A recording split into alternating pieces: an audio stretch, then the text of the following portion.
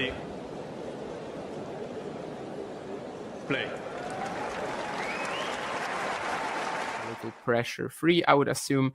And we do have Jack Draper into the third round right now, so that leaves us two more topics, I suppose, which is, well, Jack Draper thus far in the event, and then also how do you see his match against Joao Fonseca in the third round? Yeah, I think, I mean, I actually didn't get to see much of the Monfils match, Damon. I don't know if you can kind of clue me in on exactly what happened. No, not really. I barely watched it. I was like, well, this isn't going to be too competitive because Gael is just going to die physically. Well, clearly, was true, but it was way later than I thought. I think Draper probably, compared to like Madrid, for example, yes, he's getting better on clay, but obviously the benefits of somewhere like Madrid are going to see him in the final. But when it does get a bit slower, it's a little trickier. And for a player like Monfils to still be grinding against him nowadays, and he obviously had a bit of a trickier round, even in he had a bit of a scare in the first round against Bellucci, dropping one set, of course, maybe not a scare. He is vulnerable. He's vulnerable compared to probably every other surface. He probably would still prefer to have the ball going a little faster through the court. So it'll be an interesting third round. What are you thinking about the third round, Damien?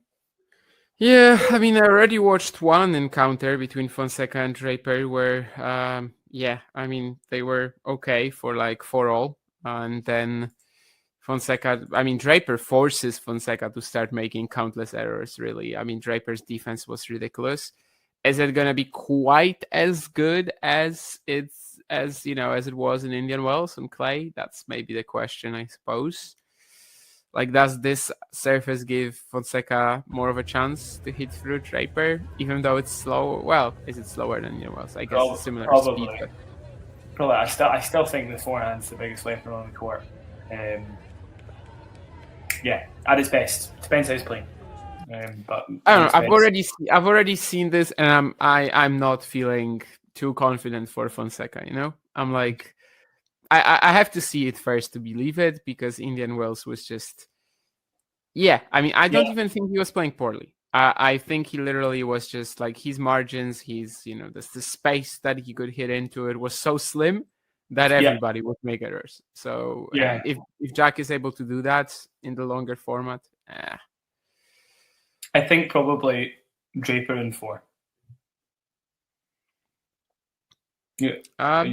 Sounds good to me, I think. Draper obviously still playing with plenty of confidence, even if the surface is a bit slower. I think he'll win it. I don't expect Draper to be semi-finals onwards, is my feeling. Yeah, that's pretty much how I felt about him as well. If you enjoyed this video, make sure you hit that like button. Don't forget to subscribe and click that notification bell so you don't miss out on all things tennis.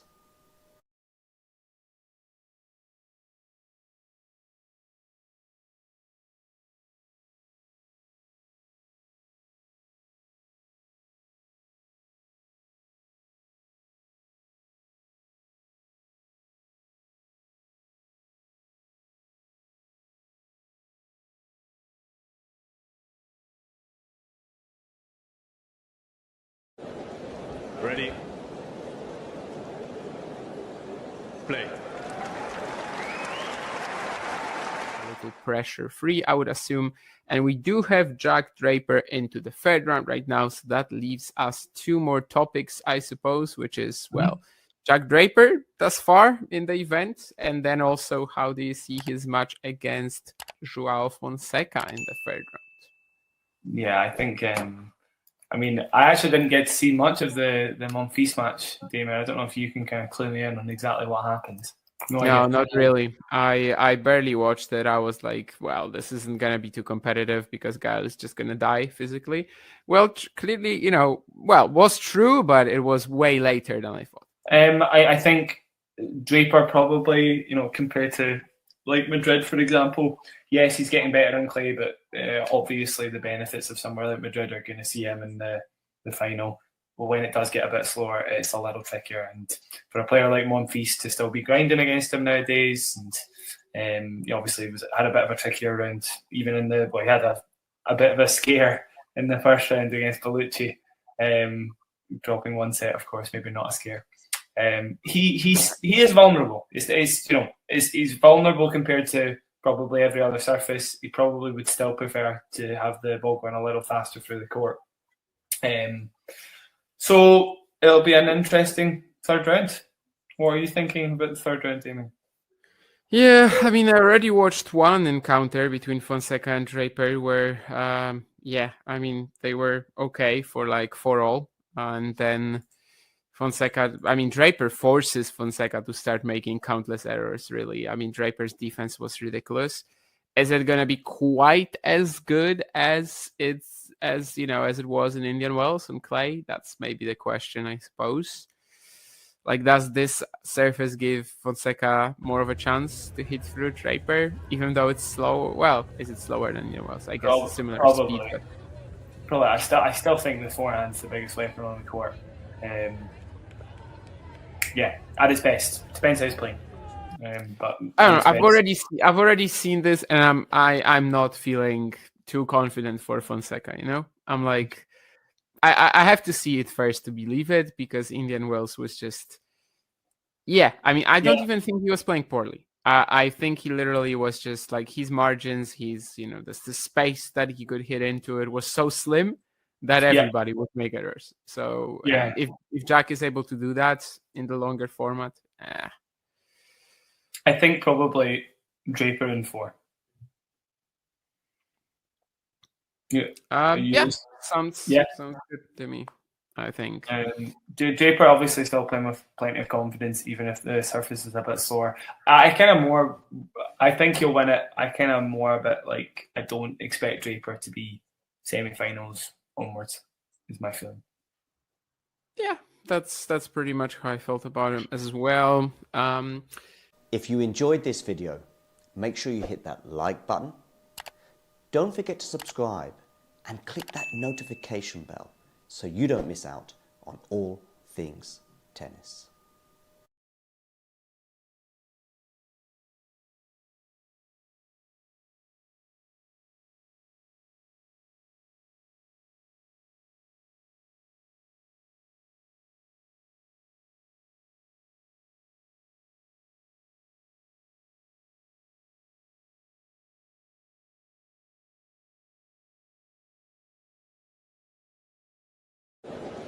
Ready?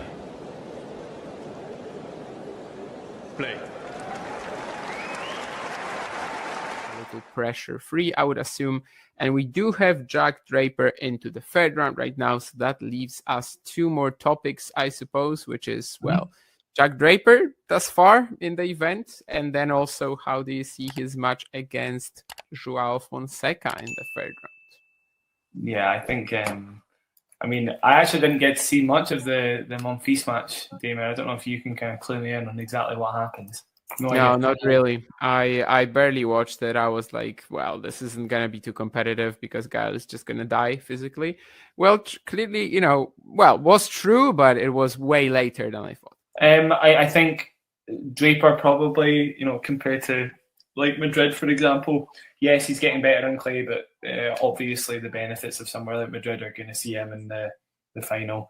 But when it does get a bit slower, it's a little trickier. And for a player like Monfils to still be grinding against him nowadays, and obviously had a bit of a trickier round, even in the he had a bit of a scare in the first round against Bellucci, dropping one set, of course, maybe not a scare. He is vulnerable. He's vulnerable compared to probably every other surface. He probably would still prefer to have the ball going a little faster through the court. So it'll be an interesting third round. What are you thinking about the third round, Damien?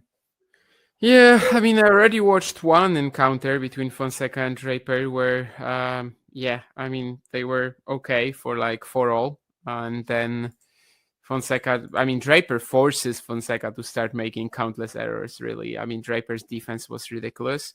Is it going to be quite as good as it as as it was in Indian Wells on clay? That's maybe the question, I suppose.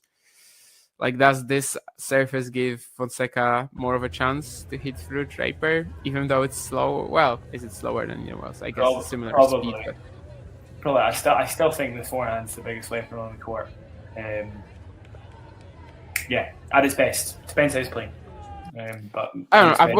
I've already seen this, and I'm not feeling too confident for Fonseca. I'm like, I have to see it first to believe it, because Indian Wells was just, yeah. I mean, I don't even think he was playing poorly. I think he literally was just like, his margins, the space that he could hit into it was so slim that everybody would make errors. So if Jack is able to do that in the longer format,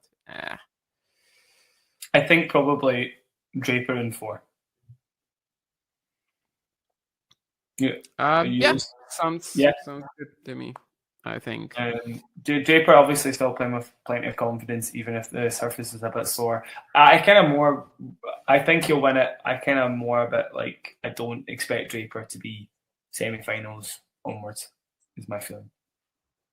Yeah, that's pretty much how I felt about him as well. If you enjoyed this video, make sure you hit that like button.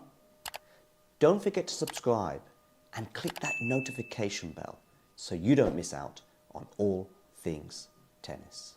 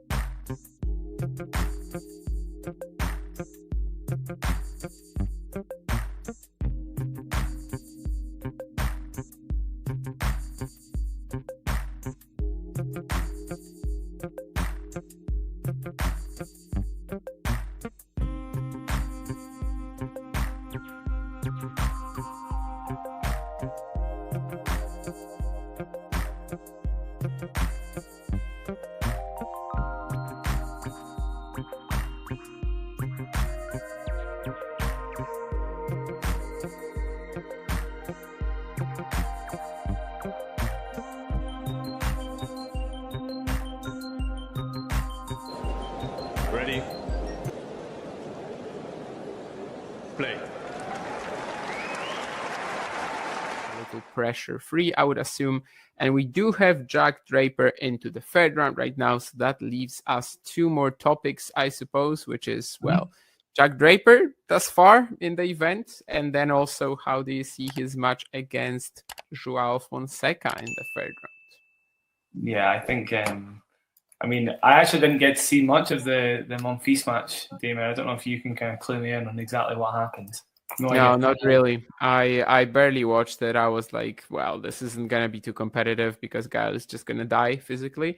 Well, clearly, was true, but it was way later than I thought. I think Draper probably, compared to like Madrid, for example, yes, he's getting better on clay, but obviously the benefits of somewhere like Madrid are going to see him in the final. But when it does get a bit slower, it's a little trickier. And for a player like Monfils to still be grinding against him nowadays, and obviously had a bit of a trickier round, even in he had a bit of a scare in the first round against Bellucci, dropping one set, of course, maybe not a scare. He is vulnerable. He's vulnerable compared to probably every other surface. He probably would still prefer to have the ball going a little faster through the court. So it'll be an interesting third round. What are you thinking about the third round, Damien? Yeah, I mean, I already watched one encounter between Fonseca and Draper where, they were okay for like 4-all. And then Draper forces Fonseca to start making countless errors, really. I mean, Draper's defense was ridiculous. Is it going to be quite as good as it was in Indian Wells and clay? That's maybe the question, I suppose. Like, does this surface give Fonseca more of a chance to hit through Draper, even though it's slow? Well, is it slower than Indian Wells? I guess it's similar probably. speed. But... Probably. I still think the forehand's the biggest weapon on the court. At its best. Depends how he's playing. But I don't know. I've already seen this, and I'm not feeling too confident for Fonseca. I'm like, I have to see it first to believe it, because Indian Wells was just, I don't even think he was playing poorly. I think he literally was just like, his margins, the space that he could hit into it was so slim that everybody would make errors. So if Jack is able to do that in the longer format, I think probably Draper in 4. Sounds good to me, I think. Draper obviously still playing with plenty of confidence, even if the surface is a bit sore. I think he'll win it. I don't expect Draper to be semi-finals onwards, is my feeling. Yeah, that's pretty much how I felt about him as well. If you enjoyed this video, make sure you hit that like button. Don't forget to subscribe and click that notification bell so you don't miss out on all things tennis.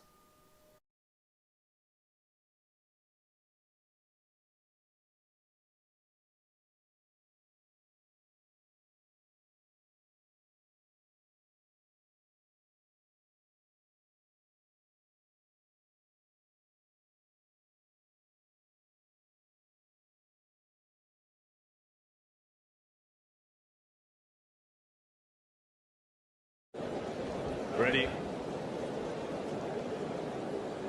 Play. A little pressure free, I would assume. And we do have Jack Draper into the third round right now. So that leaves us two more topics, I suppose, which is, well, Jack Draper thus far in the event. And then also, how do you see his match against Joao Fonseca in the third round? Yeah, I think. I mean, I actually didn't get to see much of the Monfils match, Damon. I don't know if you can kind of clue me in on exactly what happened. No, idea. not really. I barely watched it. I was like, well, this isn't gonna be too competitive because Gael is just gonna die physically.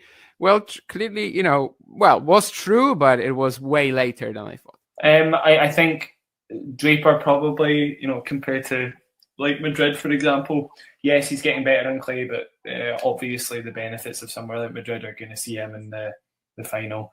But when it does get a bit slower, it's a little trickier. And for a player like Monfils to still be grinding against him nowadays, and he obviously had a bit of a trickier round, even in he had a bit of a scare in the first round against Bellucci, dropping one set, of course, maybe not a scare. He is vulnerable. He's vulnerable compared to probably every other surface. He probably would still prefer to have the ball going a little faster through the court. So it'll be an interesting third round. What are you thinking about the third round, Damien? Yeah, I mean, I already watched one encounter between Fonseca and Draper where, I mean, they were okay for like 4-all.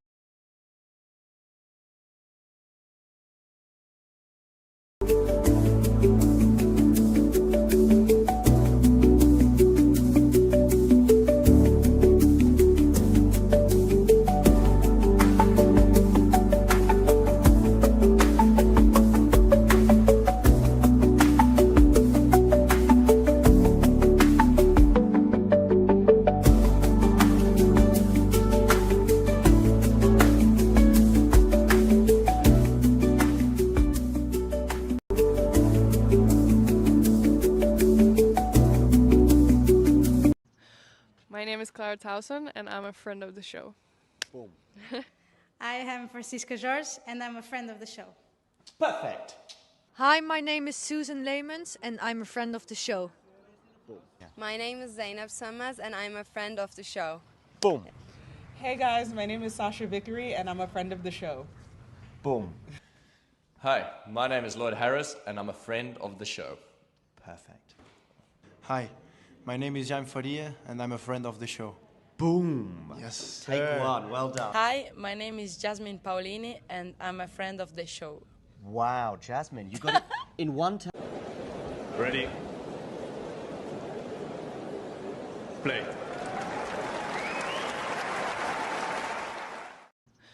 My name is Clara Towson, and I'm a friend of the show. Boom.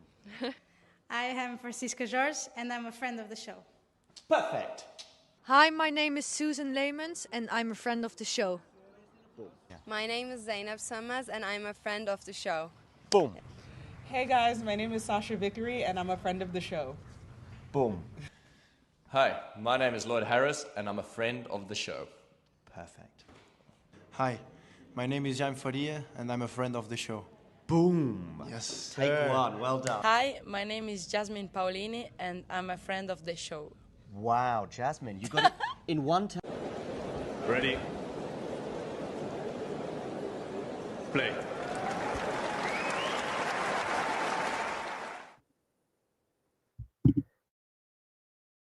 Good evening, good morning, whatever time it is in the world, wherever you are tuning in from.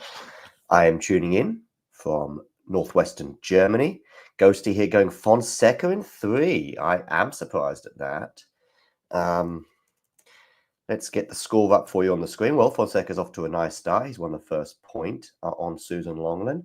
Against the Brit, it is Joao serving first. So let's share that. So you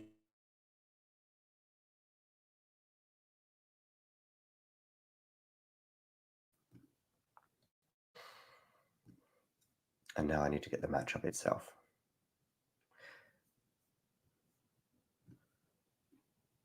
Do get your predictions in the live chat. I've already sent a couple there. Very different as well, those two predictions.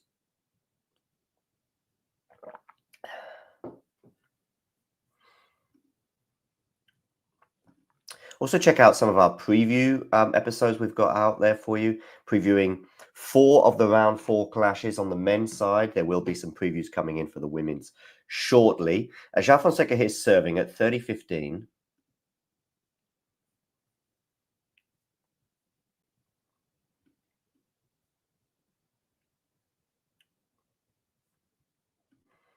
Just going to refresh my screen because it's lagging a little bit. Of course, they have met once before, not too long ago in Indian Wells. Jack Draper winning that one pretty comfortably in straight sets. The first set was a tight affair, but then Jack ran away with it in the second, and we're at 30 all now.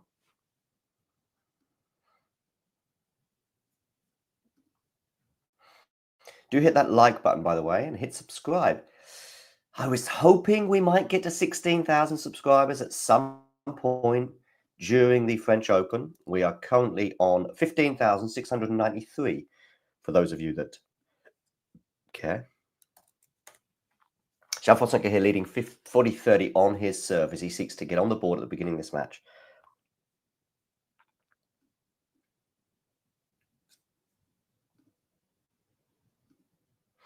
We've also got a poll on Twitter previewing or looking towards the match between Iga Swiatek and Elena Rybakina, which will be tomorrow.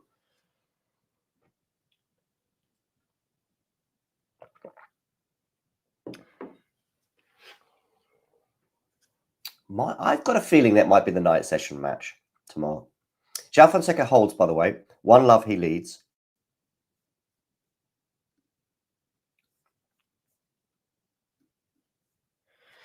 As the two players dust themselves down with their towels. Looking there at Joao's team, his Brazilian coach. Oh, dear.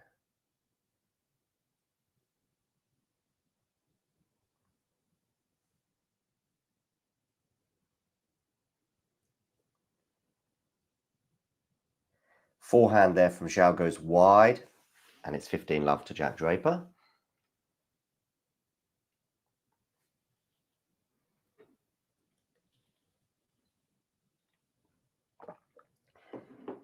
Joao, of course, is part of the media stable, looking after his media interests with IMG. A real pity that. Double fault here from Jack Draper, 15 all.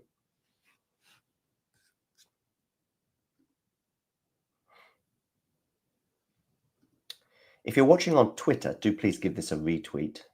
And if you're watching anywhere, just let us know your thoughts on this particular encounter. Joao Fonseca, of course, this is the deepest run he's had at a slam. He reached round 2 in Australia this year. And now here he's at the third round stage, already at the tender age of 18, I believe.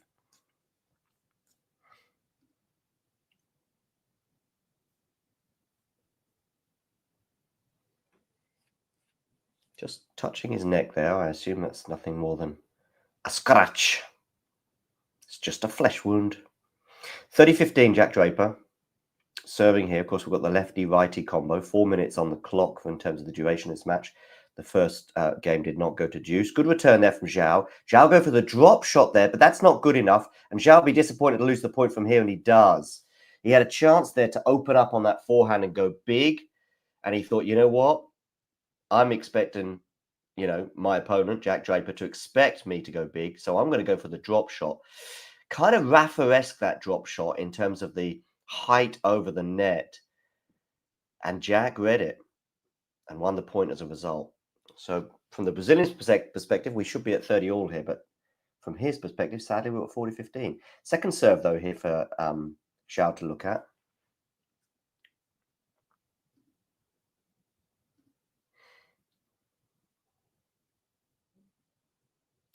What's the score in that one, Ghosted, between Cobolli and... Because I thought Cobolli might be able to do something.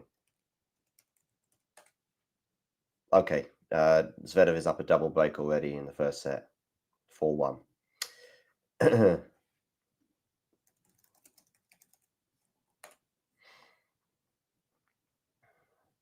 Some results from today. Mira Andreeva and Jessica Pegula are both through the seeds 3 and 6. Andreeva beating Putintseva 6-3, 6-1. Pegula coming from a set down to a former French Open finalist, and of course the Wimbledon winner of 2023, Marketa Vondrousova. She won that encounter 3-6, 6-4, 6-2. We've got Jacquemont and Boisson in third set, 1 set apiece they are. And Badosa is out, losing in straight sets to Daria Kazakina, 6-1, 7-5. On the men's side, some scores and results from today. As I see that Jack Draper has held to at 1-1. We'll probably come to that in a second. Fonseca goes into the net on the backhand side. So it's 15-all here on the Fonseca serve.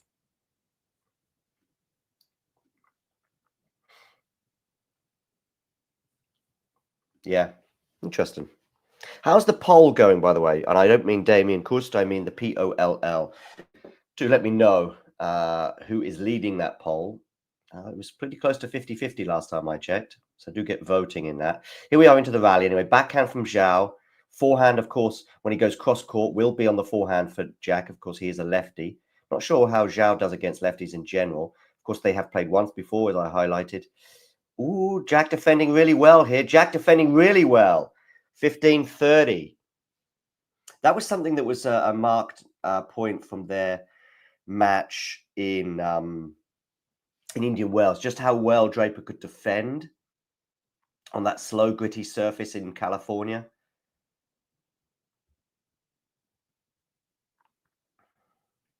And in the end, it frustrated Joao. Will it frustrate him here in Paris? 15-30. Forehand return is long and wide.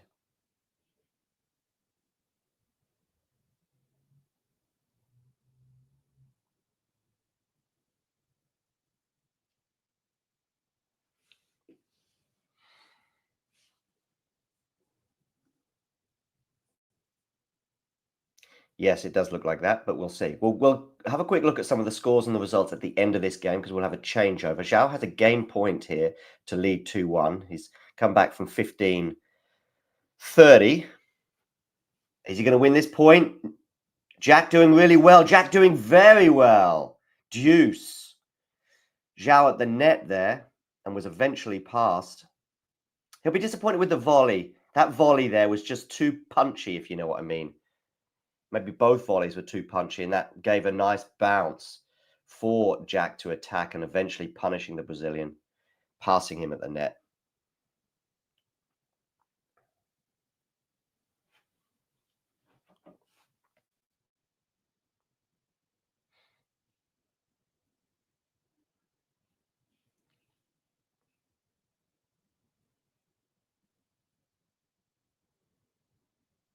Forehand return here from Jack is good depth on it. Jack on the attack, is he? No, not quite. It's Joao now on the attack. Loopy forehand there from Jack Draper. And in fact, he's lulled Joao Fonseca, or lured him, perhaps, another word beginning with L, into an error on the forehand side. And it's a break point.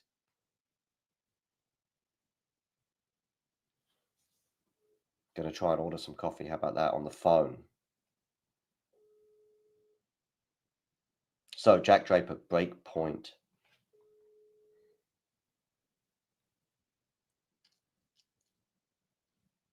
Hello? Oh, it's going to be a second serve here. Ah, hi.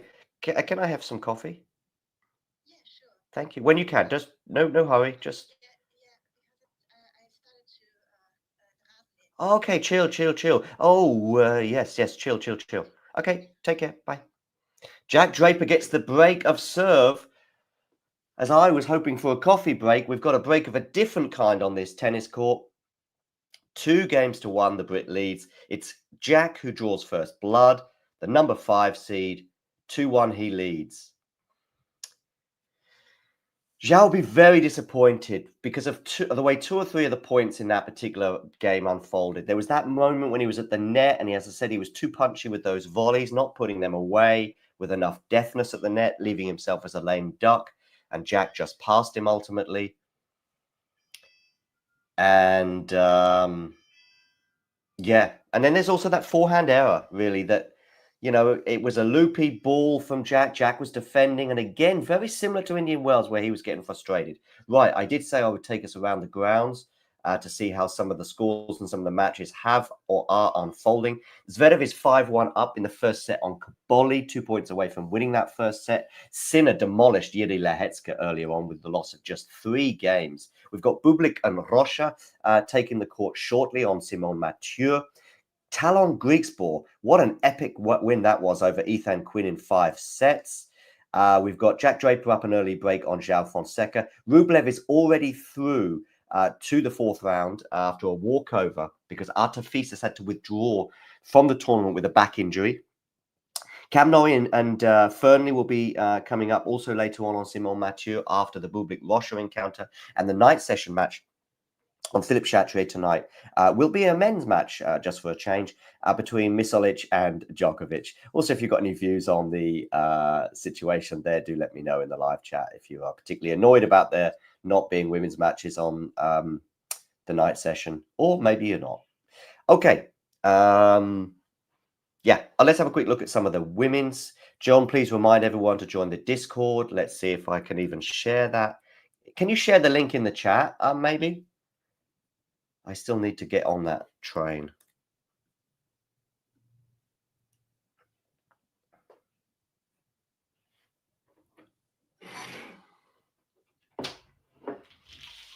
Das war schnell. Ja, there was something left. Spielst du Tennis jetzt? Nein, nicht mehr.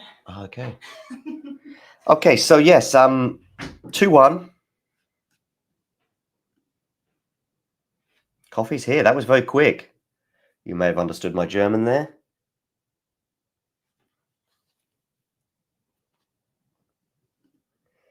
I think he just probably didn't know what to do, so he just went to route 1 or option 1, which is just hit the hell out of it. I wasn't sure that he mishit it, but maybe he did. Well, meu mal, Ghosti. Tudo bem, estamos aqui em direto, vendo Jack Draper contra Joao Fonseca, do Rio de Janeiro. Tem café. That was quick, Terry, indeed. Terry, what time is it, by the way, where you are? Ghosty, sometimes you and I are on a similar wavelength. We're not always, but sometimes we are. 40 love here, Jack Draper, as he looks to consolidate that break.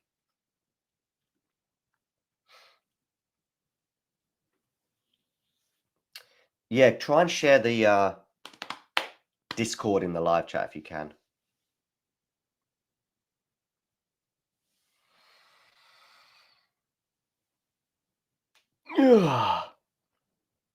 Forehand return from Joao is good, and the drive volley winner is also good, 40-15.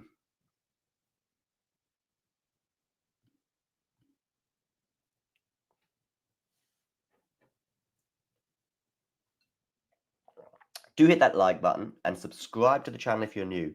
I would like us to get to 16,700 subscribers before the end of this stream. 15,000, sorry, 700.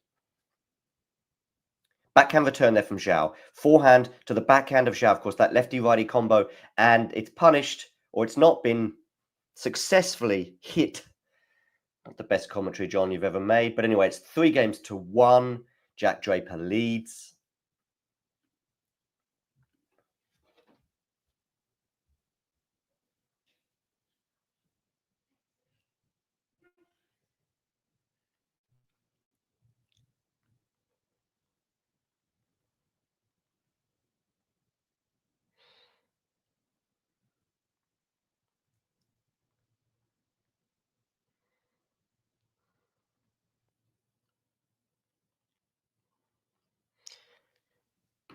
Kazatkina, yeah, beat Badosa. I mean, what I will say is this, Ghosty. Let's talk about coffee on the streets. Yeah, I think you've probably, got a more guaranteed consistency, certainly in Italy. France, actually, is not a country. I know France pretty well, but probably know Italy a bit better. What I would say is this: Spain is dreadful. Dreadful, dreadful, dreadful. Another indication of probably how good French and Italian coffee is, not that we need many more indications, is I think the paucity of Starbucks in Paris and Rome, which is a good thing in a way.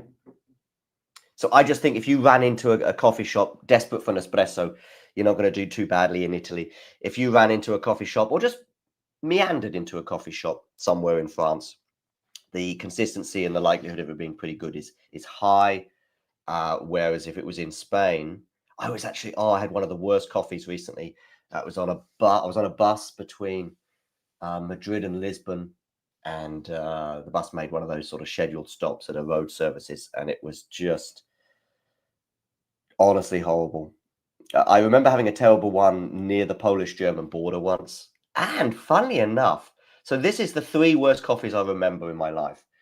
One was in, just to say that, also a road services, I think on the Polish-German border, just disgusting. I think I had 3 sips and just couldn't drink anymore. There was this one recently at road services between Madrid and Lisbon, about halfway between the 2 cities. Also a road services. Funny thing there was, it was not just disgusting, it was also cold. And when I said, like, it was served sort of coldish, I said, oh, any chance of some heat in this coffee? And the lady said, microwave over there. She pointed to a microwave. Anyway, I didn't drink that one. The other one, which was maybe the worst. Now, this one will come as a surprise. Guatemala. I was on a bike, a motorbike, not a push bike, a motorbike, somewhere in Guatemala.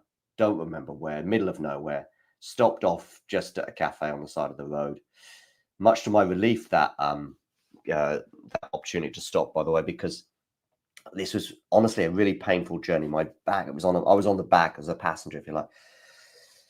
Yeah, and it was a pretty painful one. So every stop we made was welcome, but maybe not this stop so much because the coffee was so bad. And Guatemala must be exporting all its good coffee, because Guatemala is super famous for good coffee, as is Costa Rica and 1 or 2 other Latin American stuff. Yeah, could do, Ghosty. Might do, might not. It's because I did a lot of these cool travels, like in the 2000s when, because I do watch some of these YouTube channels that do traveling and stuff, and they're pretty fun and they're pretty cool. And maybe if that was a YouTube moment, then I would have done so. Joao Fonseca's held, by the way, for those of you wondering, why am I talking? I see we're hemorrhaging viewers on YouTube at the moment, so should probably get back to the match. Yeah, and Draper, sorry, Zverev has indeed won that first set. As I say, as you can see, I'm sharing the scores on the men's side. I think that is all of the scores from today on the men's side, like all of the results and latest and stuff.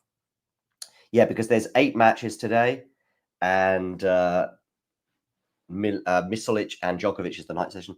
That's an odd choice, I would suggest, for the night session. What? I would have gone Draper Fonseca. From that bunch of matches that we see on the screen right now, Draper Fonseca. Sinner Lehecka would have been a tempter.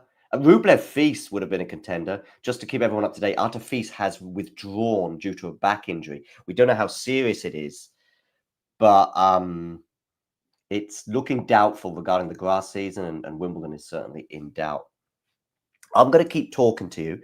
I'm actually just going to put something on a little bit more comfortable. I'm wearing jeans at the moment, but don't worry, you won't be seeing this on the screen. But I'm going to keep talking to you while I seek out the trousers. Let me know in the live chat how the match is unfolding. And we'll see how far my microphone can stretch, because I'm going downstairs to get my bag.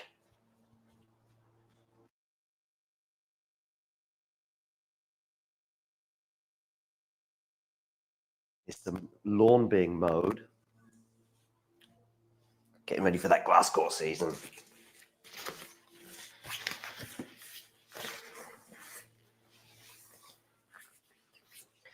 Going to put on an FC Sarajevo shirt. How about that, ladies and gentlemen? But you can't wait to see that.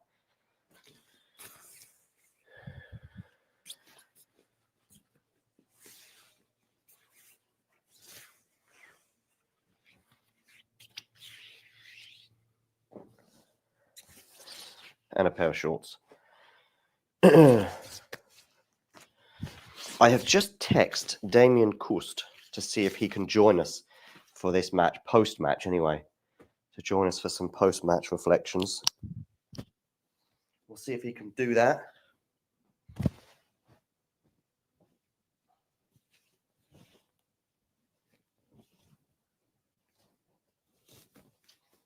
Yeah, that coffee in Guatemala was surprisingly bad, and probably ranks as the worst amongst those 3 that I just highlighted.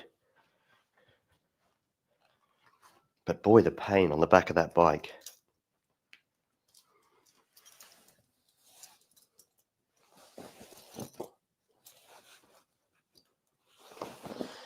So, Fonseca here, 2-3, or 3-2 because Draper is serving.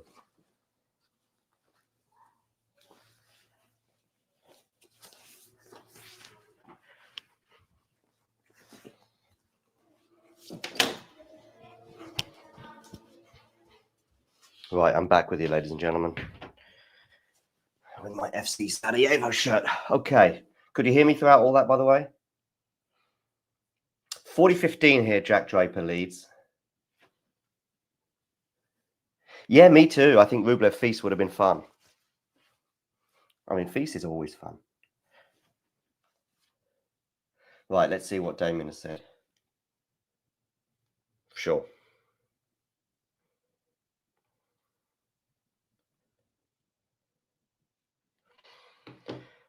Right. Oh, it's Champions League final today. Of course it is. Oh, I want to watch that.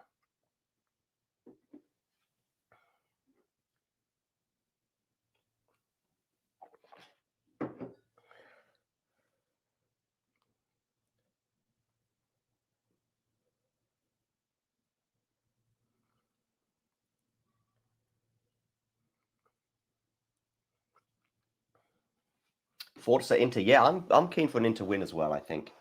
Just the PSG. I really, you know, Enrique, the coach of PSG, is an amazing guy, it seems, and obviously tragic regarding his daughter.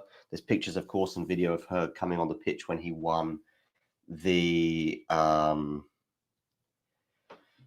Champions League with Barcelona in 2015 as their coach, and of course very emotional because of the tragedy with losing his daughter. And so there is a story there which is amazing, but the PSG story is less amazing, and therefore I'm supporting Inter, but I think PSG are the warm favourites. Has Shriver been going for Maresmo? I can probably guess. Listen, see as you find, or whatever the expression is, Ghosty. Pam, I've always enjoyed her company, but really? By the way, you doing deep dives, Ghosty. Sometimes I don't think it's good for your health. Okay, Draper here, love 15 on the Joao Fonseca serve.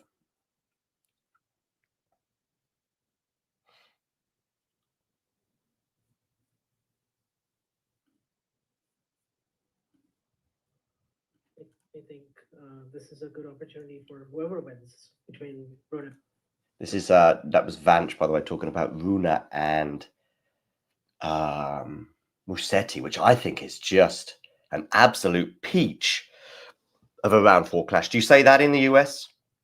A peach. It just means you could probably guess.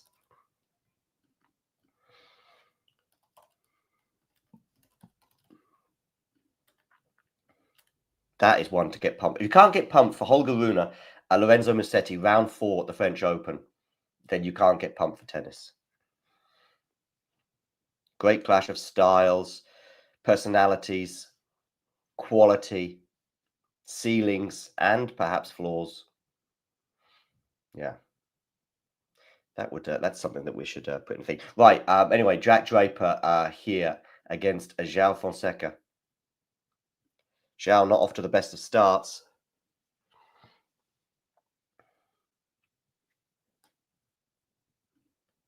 And Draper gets another break of serve and will lead 5-2 now and will serve for the first set. Really disappointing start here for Joao. Oh, by the way, Terry, if you're still with us, can you share the Discord in the live chat? Please do that.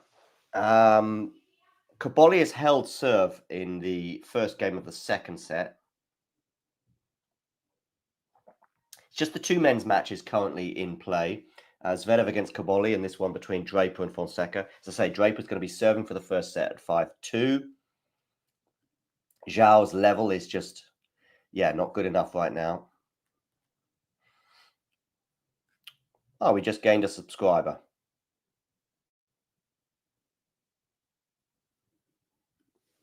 $15,694. Count them. I know you won't.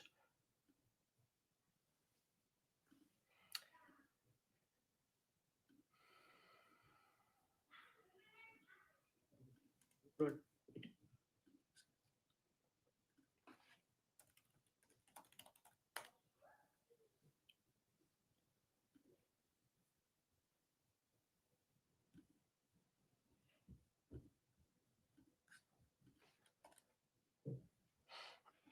Who do we think is winning between Runa and Musetti? I'm going to go Musetti, but it's a 50. If Runa is fit, healthy, and can go 5 sets, maybe Runa. Oh, but it's a really tough one. Right, Draper here to serve for this first set. Let's focus in on this. 15 love to the Brit. 3 points away from sealing the first set, taking a step towards a round 4 appearance in Paris. Oh, I saw Djokovic in press the other day saying he was hoping not to play the night session so he could watch the Champions League final. Ace down the tee there. Jack Draper, 30 love, 2 points away from the first set. Also goes down the tee there, but it goes long, second serve. Fonseca here just not laying a glove on the Brit. Backhand return from Joao into the forehand, which has gone long from Draper. That was wild. The forehand is something now from Jack, which is almost pretty much a weapon. It used to be a super inconsistent shot from the Brit, but now pretty solid on that side. But not on that occasion, 30-15.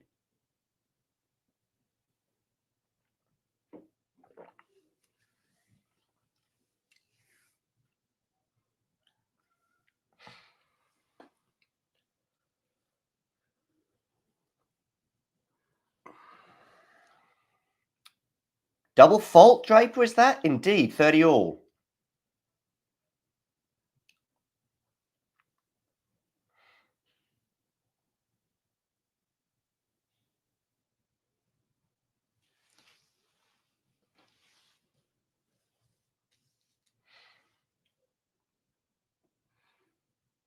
Okay, Draper to serve here, 30 all.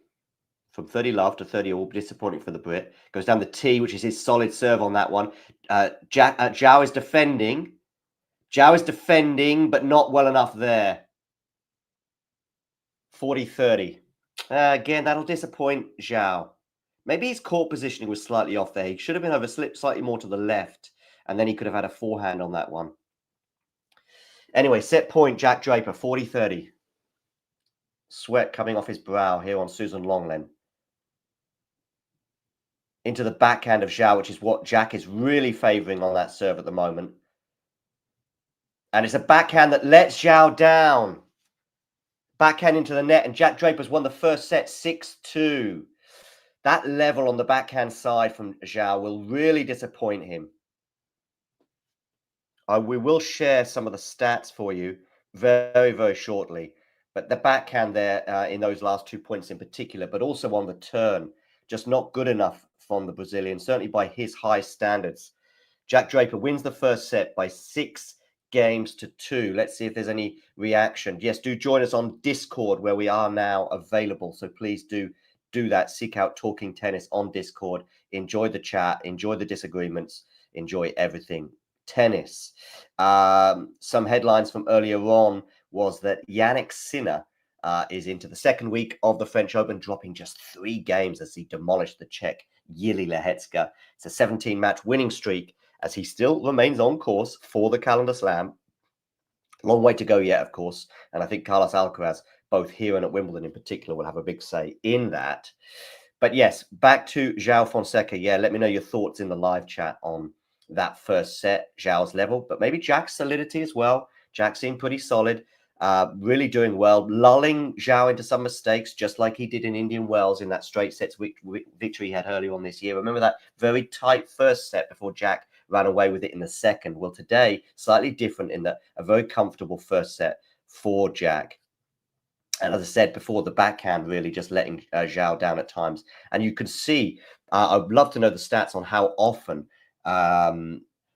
Jack is trying to go to that backhand. Of course, it's something with that lefty-righty combo. It's a lot easier for Jack probably to find it. And he's probably enjoying that forehand to backhand exchange. Not quite in a Nadal, Federer-esque way, but very similar, at least in terms of percentage of targeting it. And it was 31 minutes that Jack needed to win that first set. I was hoping to get some stats up for you. Let's go on the French Open website to do so.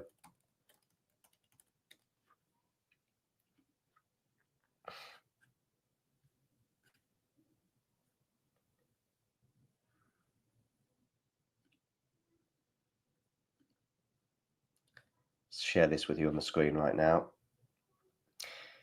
Fonseca to serve first at the beginning of this set, and of course,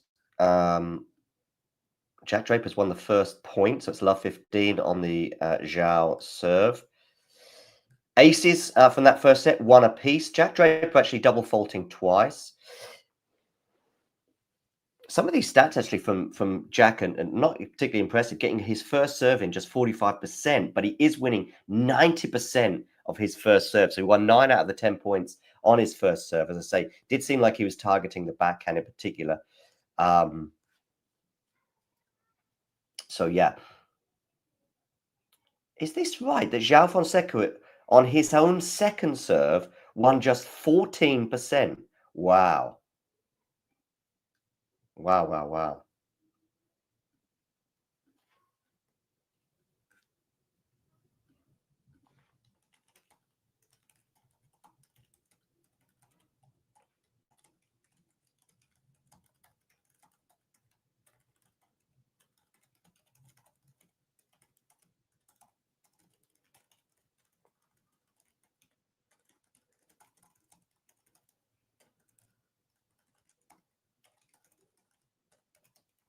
Wow.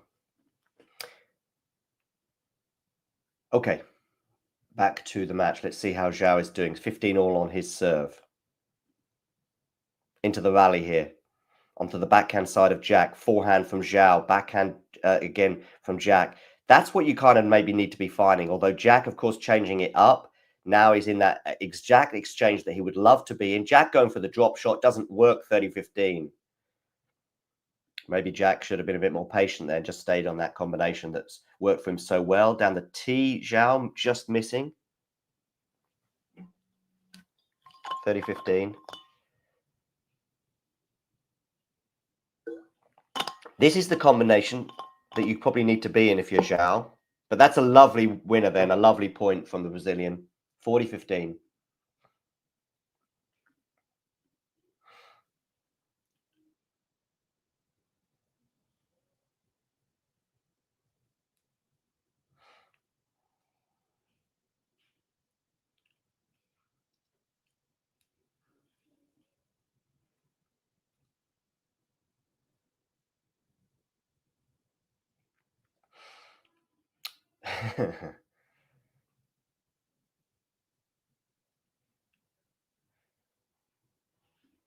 A friend of mine said to me recently, journalists are not supposed to ask questions.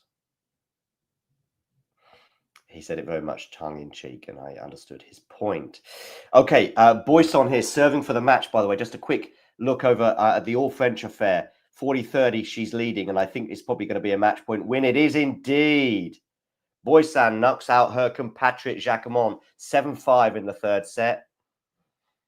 She is through to round 4, much to the chagrin of her French opponent. They embrace at the net. Tough loss that for Jacquemont, for sure. Is it going to be a tough loss for Joao Fonseca? Well, he has held serve here at the beginning of the second set. 1-love, he leads. Jack goes down the tee there. His serve just is killing. The first serve from Jack is just killing Joao at the moment. Joao just can't lay a glove on Jack at the moment on serve, and particularly on that first serve.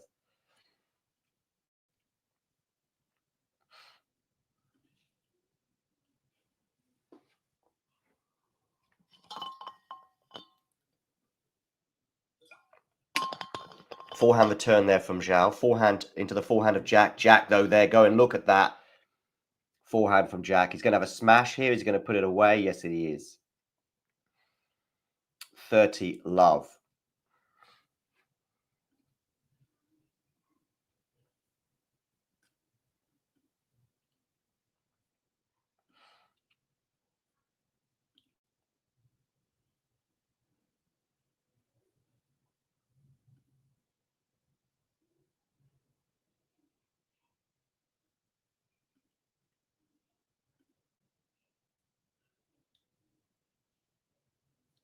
Here's a quick tweet here from Mario.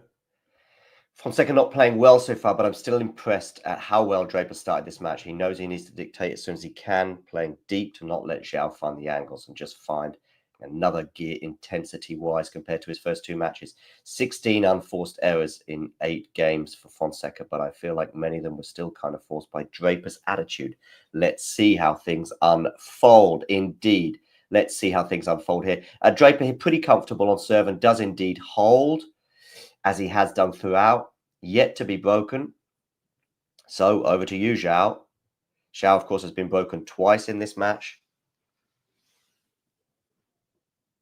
This is another level that Joao is facing here.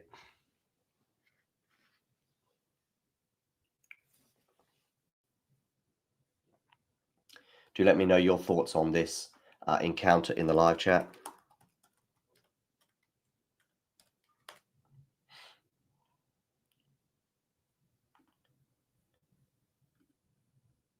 Or any other matches that have been taking place today or recently. Or even in the future. If you've got some thoughts on Musetti against Holger Rune, for example, which I just think is an exciting match to come in the round 4. Coming up tomorrow, I believe.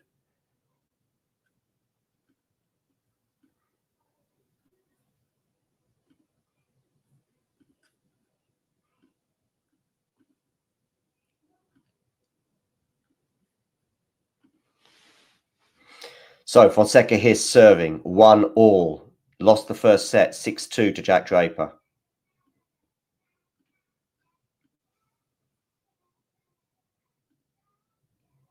$15 love on the Joao serve. He's dictating play here. But has that forehand gone wide? 30-15 now he leads.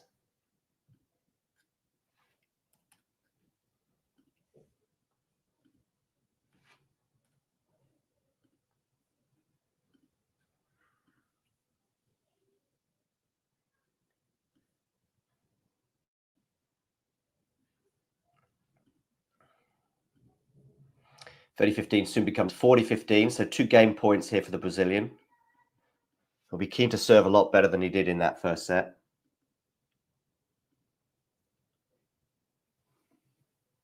As the rain comes down in Germany, not in Paris. 39 minutes on the clock. 40-15. 40-15 becomes 40-30, but that's an ace down the tee, is it? Yes, it is. From Joao Fonseca, and he leads by 2 games to 1. We will take a quick break, and then I'll be back with you for the remainder of this second set. Thanks for tuning into this watch along. While there's a break in play, here's a reminder to hit the like button, subscribe, and click that notification bell. Your support helps to keep the channel going. While we're here, you can now become a member to enjoy perks, including badges for the live chat, but also bonus material, such as interviews with top players from both ATP and WTA tours. The membership link is pinned in the live chat. You can also follow us on Twitter, Facebook, and Instagram.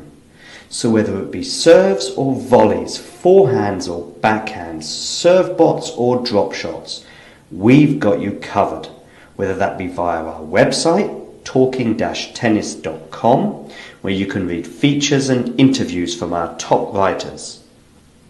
Or if you prefer us in audio form, you can subscribe to our podcast on Apple, Amazon, or Spotify, or wherever you get your podcasts from.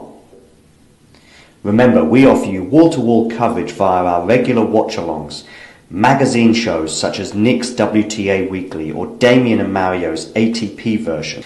Plus, we deliver top content from people on the ground, actually at the tournaments, so you get even nearer to the action. So, what are you waiting for? Hit that subscribe button so you don't miss out on all things tennis.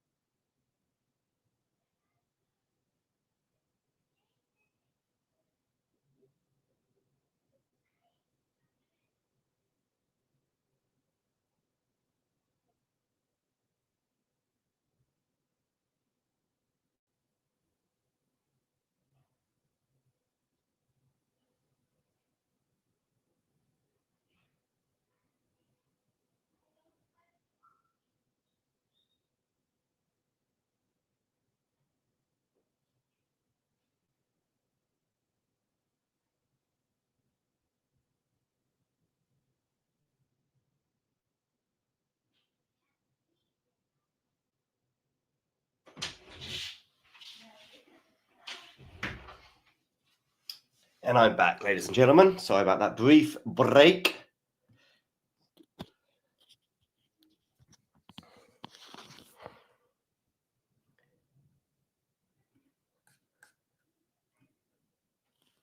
(40-15) here on the Jack serve. 2 game points for the Brit.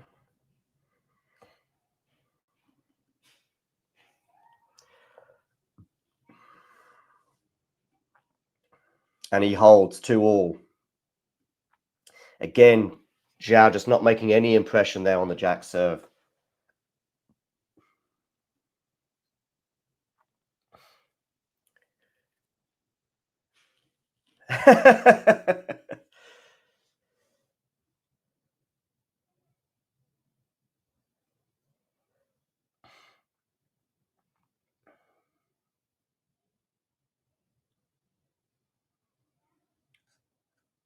Two all here.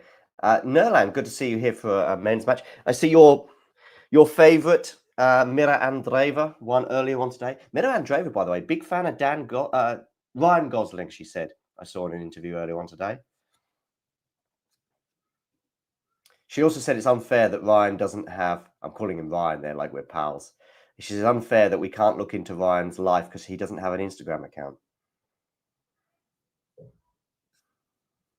So, Joao Fonseca here serving at 2-all and 15-all. His big problem in the first set was his second serve, where he won just 1 of 7 points on his second serve. That's just never going to win you tennis matches, that kind of ratio.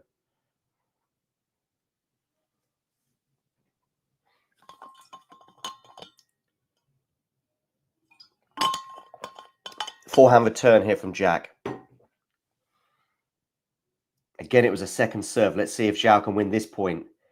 Has it got a forehand winner there? If it has, that's incredible, that forehand winner from Joao Fonseca. 30-15. Now, that's the Joao forehand that we know and love. On the run. Kind of reminded me of that forehand winner that that Nadal hit to break serve at the beginning of the 5th set against, or towards the beginning of the 5th set against Daniil Medvedev in the Australian Open. Okay, anyway, 40-15 now for an ace down the tee. Joao is actually his first serves when they're landing are doing plenty of damage, but it's the second serve where he has previously been punished. Anyway, 2 game points here for Joao. From the Brazilian's perspective, though, he's got to be doing more on the Jack serve. I don't think he's got to deuce yet on the Jack serve. At least I don't think so. Down the tee, Joao. Forehand to forehand. Forehand into the backhand. Forehand into the backhand again. Now he goes up the line. Has he gone long with that? No, he hasn't. He's on the attack on the backhand side. Wow, Joao Fonseca. That is what you call ball striking. 3-2, he leads.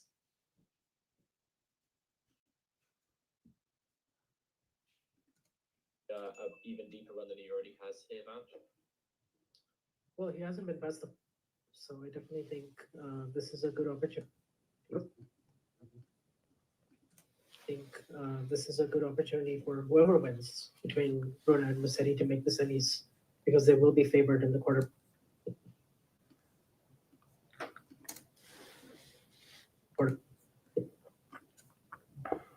Joao now has some time to thought. Let's have a quick look to see what else is going on. Zverev and Kaboli remain on serve in the second set there. Okay, Draper, I can answer some of these questions now. We've got a change of ends. That's cool. Maybe, but the players are doing all they can, Sean. I'll come to your section in a second, Draper, and I hope I'm saying your name right. The players are doing everything they possibly can, you know, in terms of their personalities, in terms of their presence, in terms of their likability, in terms of their marketability, in terms of course, their talent in particular, and some of the epic matches that we've seen. They're doing their part. The authorities are not doing their part. And I'm not talking about night sessions here, which is just a frivolous distraction in a way from the ineptitude of organizers. It's a real pity that we're going down this rabbit hole because there's so many huge issues with the way the women's game is being run, but we're not talking about those. Instead, we're talking about nonsense about why matches at night on Philippe Chatrier, which is just, you know, I know we all have different jobs, but we all live in different parts of the world as well. I have probably watched, in fact, I definitely have watched more daytime session matches and early evening session matches on other courts. The nighttime Philippe Chatrier, such as tonight, for example, just doesn't interest me. And yeah, that's that. Right. But anyway, regarding Carlos, no, not really. Yeah, he does that. We all know that. I think anyone who watches any tennis these days, probably isn't too. I wouldn't be concerned. We've seen it so many times before, where he's leaked sets, but he still gets to Grand Slam finals, and this is the beauty for him: 5 sets. This is the beauty for him.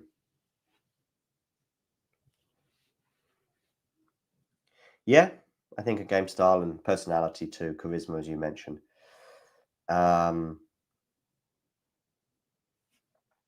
Anyway, Jack Draper hit 40 love on his serve. Do hit that like button, and if you are new to the channel, hit subscribe.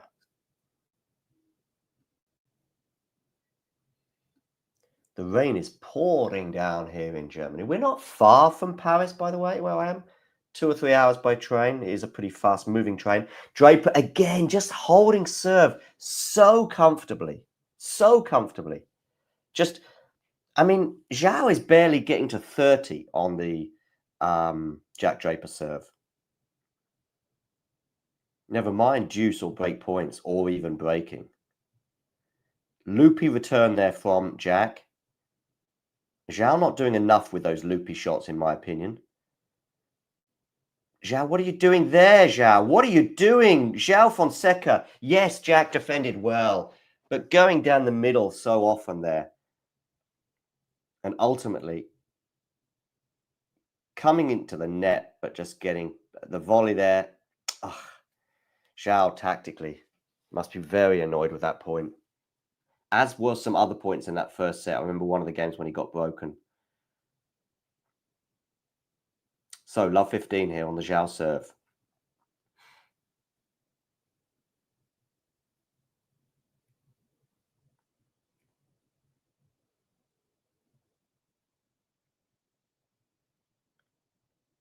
Ooh, that's not the best drop shot.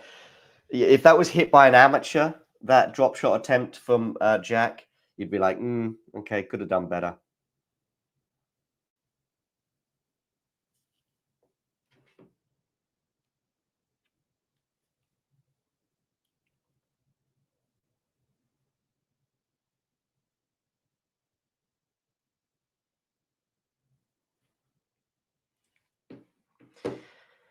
$30-15 here for Joao on his serve. From love 15, he wins 2 points back-to-back.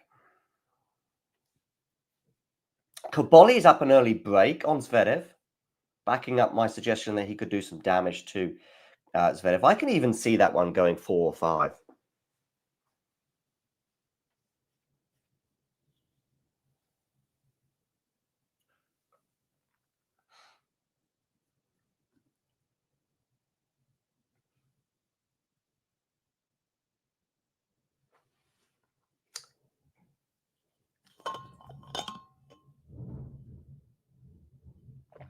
$40-15 here, Joao. By the way, we're getting some thunder now and presumably lightning at some point.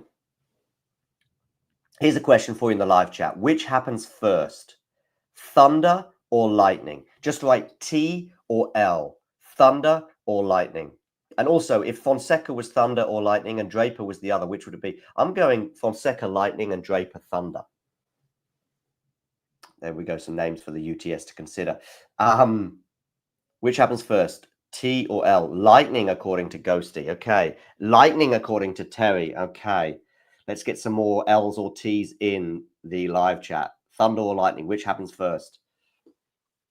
Ghosty saying lightning. Terry saying lightning. Just hit L or T. Super easy for you all. I want to know your thoughts. That's a good backhand there from Draper. Drop shot Draper, and Joao's not even going to run that one down, even though it wasn't the best drop shot in the world. We're at deuce. on the Draper serve. What would Fonseca love to do to get to deuce on the Draper serve? As it is, it's deuce on the Fonseca serve. I don't know if I said that right. Buho, 1 point for you, my friend. They do happen at exactly the same time. It's just that we see lightning first because it travels quicker. Terry, which area of the world? I know you're in Australia. Which part of Australia? You in Melbourne, Sydney, Perth? Draper here. Break point for the Brit to go up a set and a break on his Brazilian opponent. This feels big because up a set and a break and never being threatened on your serve, you're almost there.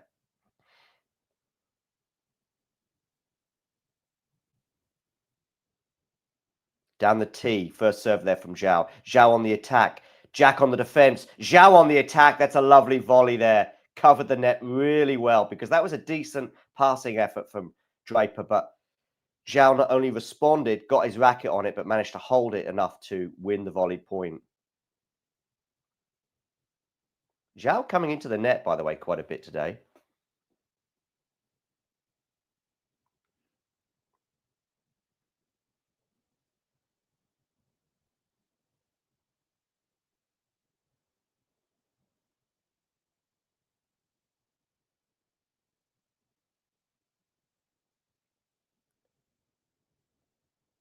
Forehand return here from Draper. Deuce we are. Jack Draper here on the backhand side, defending really well. A slice. Drop shot Draper is too good. Too good, and it's going to be a break point again for the Brit.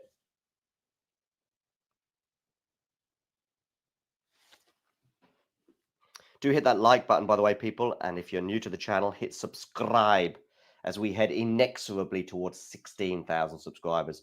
405 subscribers away from that magical figure of 16,000. Is it a magical figure? Don't know. Anyway, break point. This could be a magical figure for Jack Draper. Down the tee, first serve lands in. Joao on the attack. Joao coming into the net, but good, smart decision there to let that one go because it was only just out, but it was out indeed. Joao loving that sort of forehand attack ploy. I don't think it's the worst thing in the world. Do I trust Joao on the volley? Yeah, more or less. It's going to be a second serve, though, for Draper to look out here at deuce. Joao has already defended off 2 break points. Defended off? I went to say fended off. That loopy shot from Jack today. Down the line. Good angle there from Joao. Good depth from Jack. Good defense from Jack. Forehand slice. Backhand slice from Jack Draper. Backhand from Joao is quite big. But that forehand winner, again, that just feels like Nadal there. You come in on the backhand side, you kind of attack it, but the forehand is just ready to hit, and it goes down the line.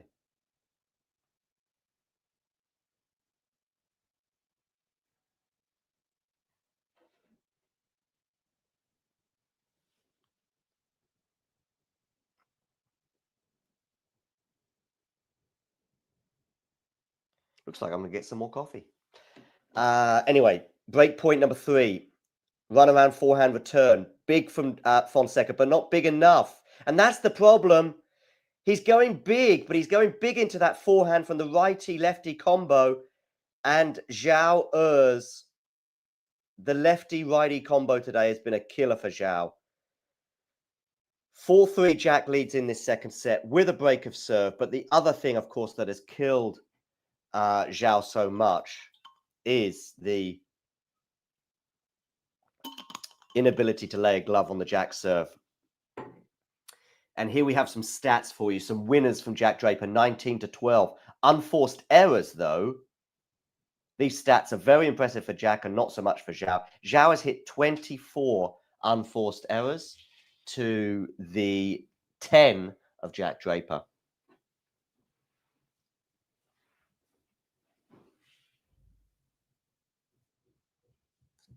Right, let's come to the live chat.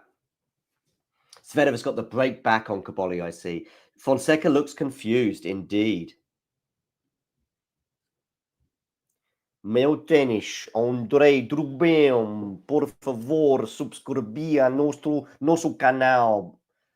Learn the Teen has a better volley, suggests Ghosty. On a hard court, Teen versus Fonseca is a lot of fun, as we saw in Miami this year. There was good net coverage there from Joao, but ultimately, of course, he went on to lose the game. Fonzie? Who's Fonzie? Bonzi? Fonzie. Who's Fonzie? The Fonz? Fonseca never seems to get fine slams. I mean, how many slams has he played? He's 18. And this is his second main draw, and he's picking up wins. Well, not quite left, right, and centre, but he's picking up wins. Fonseca's never going... I think, Terry, you're getting confused there. I mean, he's 18 years old. He's in his second main draw of a Grand Slam, and he's beaten Andrei Rublev and Hubert Hurkacz at the 2 slams he's played. Anyway, please, if you're watching on YouTube, hit subscribe. And if you also hit like as well. Anyway, sorry, let's get back to this. 15 love here. I say he's just not laying a glove on that Jack Draper serve. Maybe he's got to adjust his return position. He's got to do something. Otherwise, this match is going to be gone and over.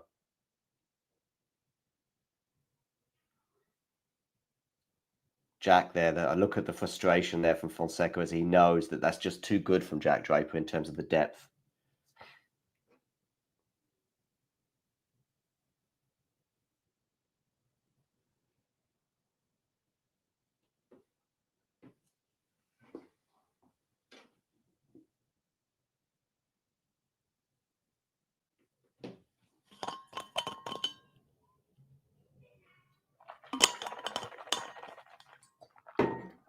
Jack Irwin on the forehand side. You see, Joao is going to need Jack's level to drop. That's for sure. Otherwise, it's good night Vienna. Why do we say good night Vienna, by the way? There's probably a reason for that. Maybe someone in the live chat can either let me know. You can also Google it. I don't mind.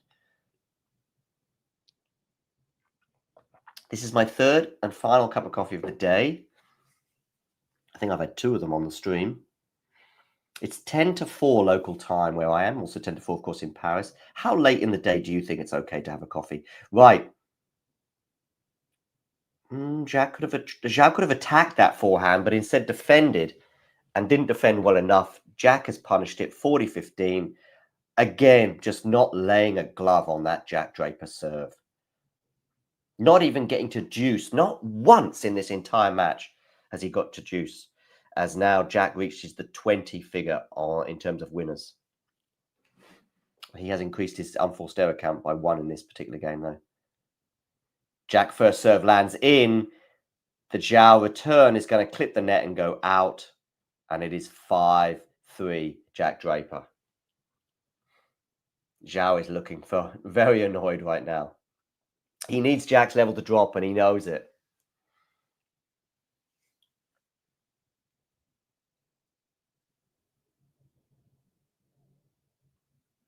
Some people call him T. By the way, Ghosty, we still don't know if Terry is a male or female. And we still don't know which part of Australia Terry is in. I don't need to be too specific. I was just wondering which area. Rocha and Bublik are underway, by the way, on Simon Mathieu. Bublik has held serve in the first game.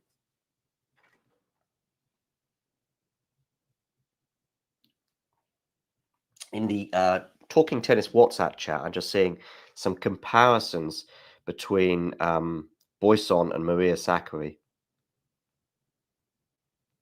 Vanch suggesting that she's definitely Boisson in the Sakkari, Peyton Stearns mould. 15 all now on the Joao Fonseca serve. Of course, he has to hold serve here, or he'll be down 2 sets to love.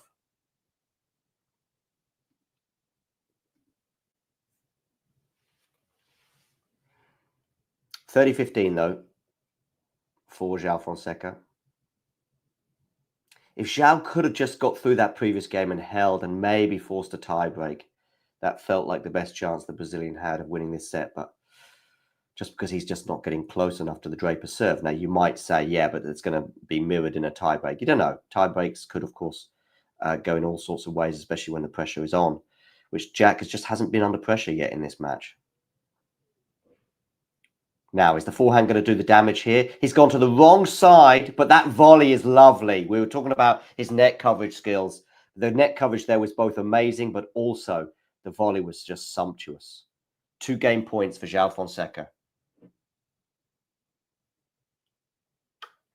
Listen, there's loads of precedents in tennis, but I'm just thinking of a match now between Rafa Nadal and Matteo Berrettini, also at the 22 Australian Open.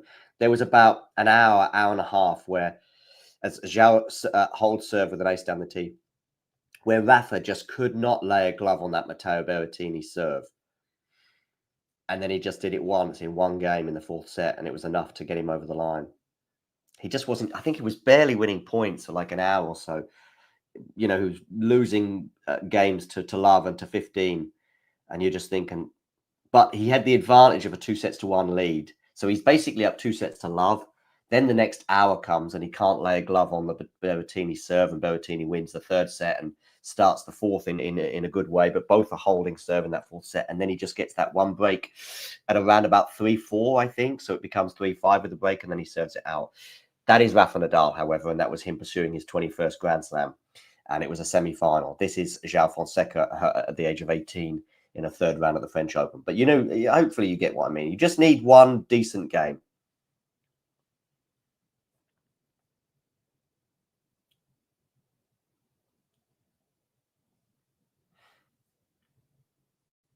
Tennis fortunes can change in a heartbeat.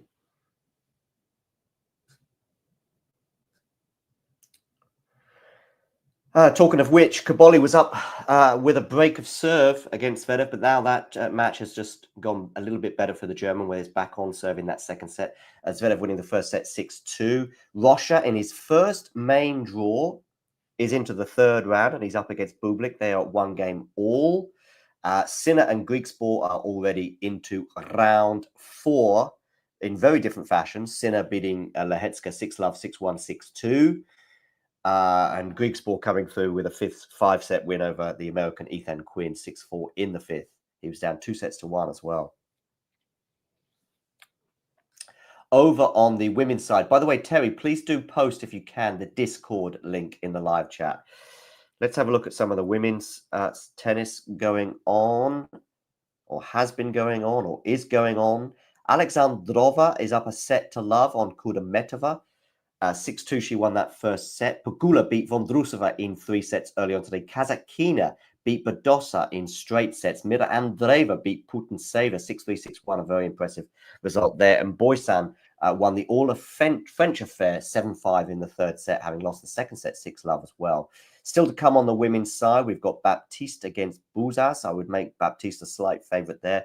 We've got Buskova against Coco Gauff on Philippe Chatrier, and on Susan Longland, we'll have Madison Keys against Sophia Kenin, 2 previous or former Australian Open champions. Of course, actually, Madison Keys is the current Australian Open champion, so that's a pretty exciting affair to look forward to on Susan Longland.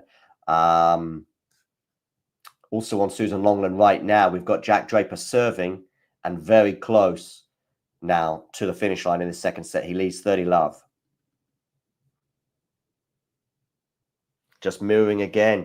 He just can't do anything on the Jack serve. I barely remember him getting to 30. Maybe a couple of times.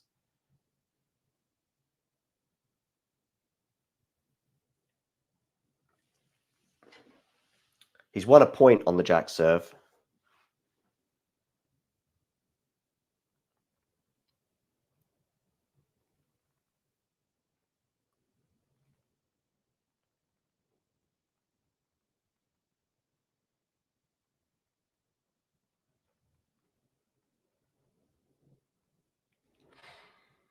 (30-15), which almost feels like a win for Fonseca on the Jack serve.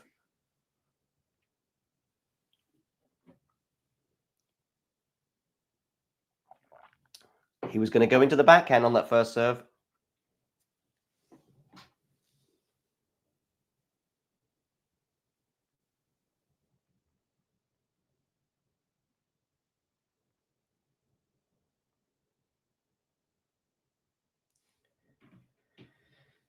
Run around forehand for Joao. That's lovely. And quite deceptive as well to go down the line there as he gets to 30 all. Because I thought, like probably Jack did as well, he's going cross court here. Maybe that's what he needs to do. Go line. Go line. Because if he's going across court there with an inside out, which is what the normal thing would be. Yeah. Draper, by the way, winning 58 points to 42. It's a really interesting number, that, because it's about the number that players such as Federer, Djokovic and Nadal would win in their careers, about 55, 56%.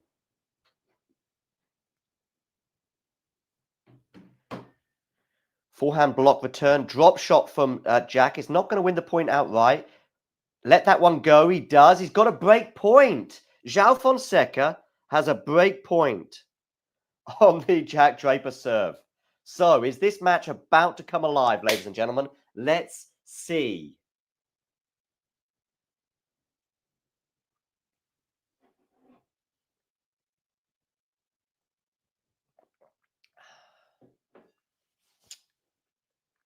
I'm here for a 4 or 5 setter, please, people.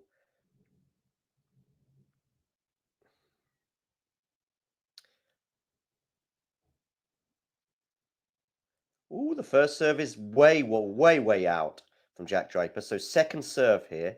He has double faulted a couple of times today already. The second serve lands in. Obviously goes to the backhand. Of course it does. Goes down the line. Jack now, good forehand from him. Nice though. Oh, it's gone long, has it?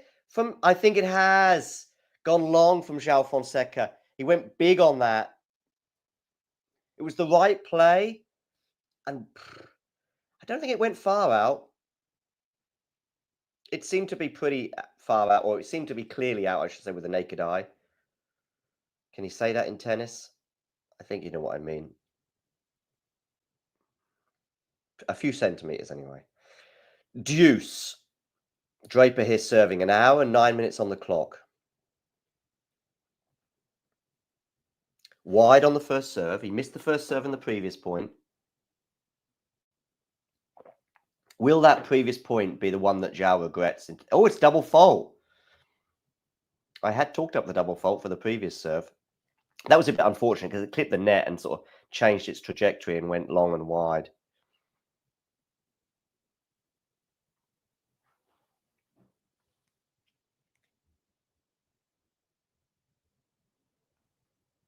Please do hit that like button, and if you're new to the channel, hit subscribe. Great point here, Joao Fonseca. Again clips the net. Oh, but it lands in. That has a funny trajectory. That net must be pretty tight today because that boomed off the net and went up high and then landed comfortably in. Joao will be keen to get a second serve here to look at, but at the moment it's the first serve. Oh, it's down the tee. An ace. Jack Draper. See now, if that... So fine margins in tennis. That first serve doesn't land in.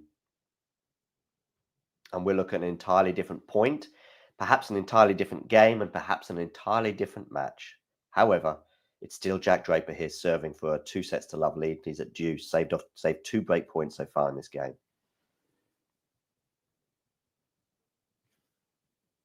I do think Zhao's got to attack, though. Backhand return is long. Of course, he goes to the backhand on that serve. 2 first serves for Jack Draper on the 2 previous points, going from advantage Fonseca now to advantage Jack Draper. So we've got a first set point in this second set for Jack.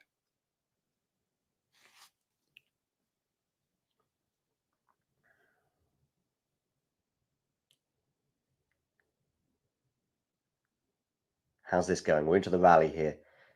Backhand Jack Draper. Loopy, loopy, loopy. Ay, Joao! Oh, that defensive loopy shot that Joao just hasn't been able to deal with on so many big points at the end of the first and now at the end of the second set. And Jack Draper takes a 2-sets-to-love lead. We will take a short break and be back with you, well, shortly. Thanks for tuning into this watch along. While there's a break in play, here's a reminder to hit the like button, subscribe, and click that notification bell. Your support helps to keep the channel going. While we're here, you can now become a member to enjoy perks including badges for the live chat, but also bonus material such as interviews with top players from both ATP and WTA tours. The membership link is pinned in the live chat. You can also follow us on Twitter, Facebook and Instagram. So whether it be serves or volleys, forehands or backhands, serve bots or drop shots, we've got you covered. Whether that be via our website, talking-tennis.com, where you can read features and interviews from our top writers. Or if you prefer us in audio form, you can subscribe to our podcast on Apple, Amazon or Spotify or wherever you get your podcasts from. Remember, we offer you wall-to-wall coverage via our regular watch-alongs, magazine shows such as Nick's WTA Weekly or Damien and Mario's ATP version. Plus, we deliver top content from people on the ground, actually at the tournaments, so you get even nearer to the action. So, what are you waiting for? Hit that subscribe button so you don't miss out on all things tennis. All things tennis indeed, ladies and gentlemen. Jack Draper leads by 2-0 on Joao Fonseca. Let's have a look at some of the stats from this particular encounter. So far, the most important stat, of course, is that Jack Draper won the first 2 sets, 6-2, 6-4. Jack has yet to be broken, but he did come under threat at the end of that second set as Joao had 2 break points, but Jack delivering, especially on the first serve when it mattered most. Until that point, Joao had yet to garner a break point on the Jack Draper serve. But 2-0 feels like a long way back. But I will say this, I do think that if Joao can lengthen this to 4 or 5 sets, then he really, the physicality might well go his way. So I'm not ruling out a comeback, especially that last service game should give Joao at least some confidence. Okay, 7 aces off the racket of Jack and 6 off the racket of Joao. One stat that is in favor of Joao, but it's probably not the most important one. In fact, it's a long way away from being the most important one. He's yet to double fault, whereas Jack has double faulted 4 times, including in that previous game when he was trying to serve it out. First serve percentage in from Jack is actually just 54%.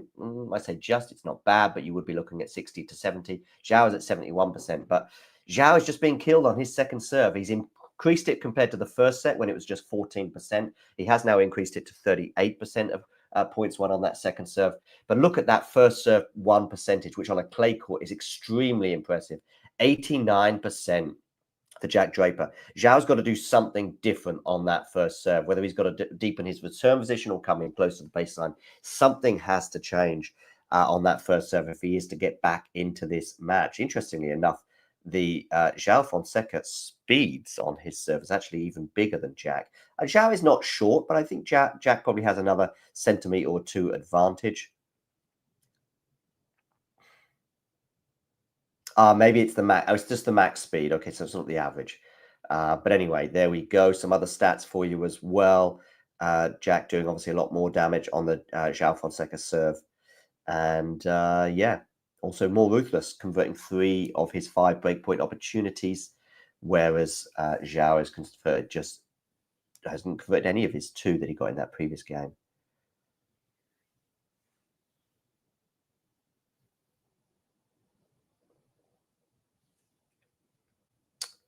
That breakpoint opportunity stat there, I think it's like saying when you get to deuce or 30 all, are you then creating a breakpoint, I think. So that's, again, just showing you that on, I think, 50 points on the serve of Jack, just once in the whole match as he got to deuce, and that was in that previous game. Okay, let's share the score with you, though, on the screen. That's what you obviously want to know most.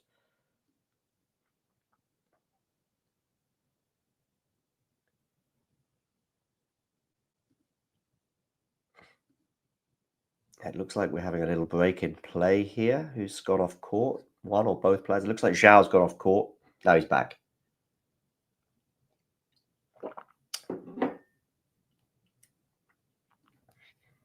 I know I keep talking about it, but how pumped are we for Musetti? Musetti against Runa. It's like obviously a really tricky opponent, and I'm really looking forward to it. But in terms of his overall level and just how high his score has been this clay season, you have to put him as like a slight favorite against Runa. I mean, this is Musetti, slight favorite according to Vanch. It would be kind of interesting to see if what style of tennis Holger plays, because I do think he's really good at like soaking up a lot of pace and like defending really well, extending. Okay, Joao Fonseca to serve here. Down 2 sets to love. An hour and 17 minutes on the clock.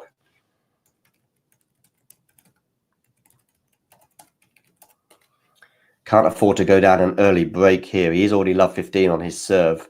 Good defense there from Jack, but that smash is ruthlessly put away. It wasn't the easiest of the smashes. I liked as well him going to that side because I think it was the less likely side. I think he's got to bring some element of surprise sometimes during these rallies and sometimes during these points, because I think sometimes he's been a bit predictable today. Great depth there from Jack.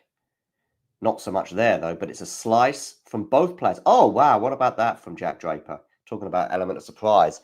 15-30 as we now baked in sunshine on the Susan Longman court. Wonder if these storms, though, are going to head towards Paris or not.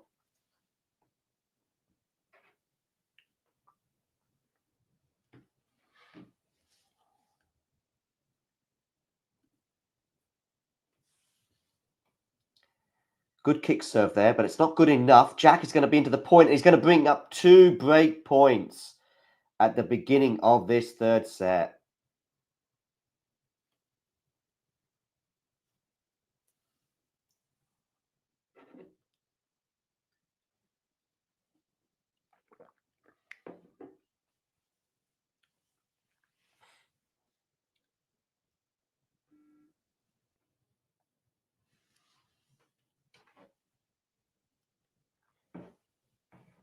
Forehand side there from good attack there from Joao.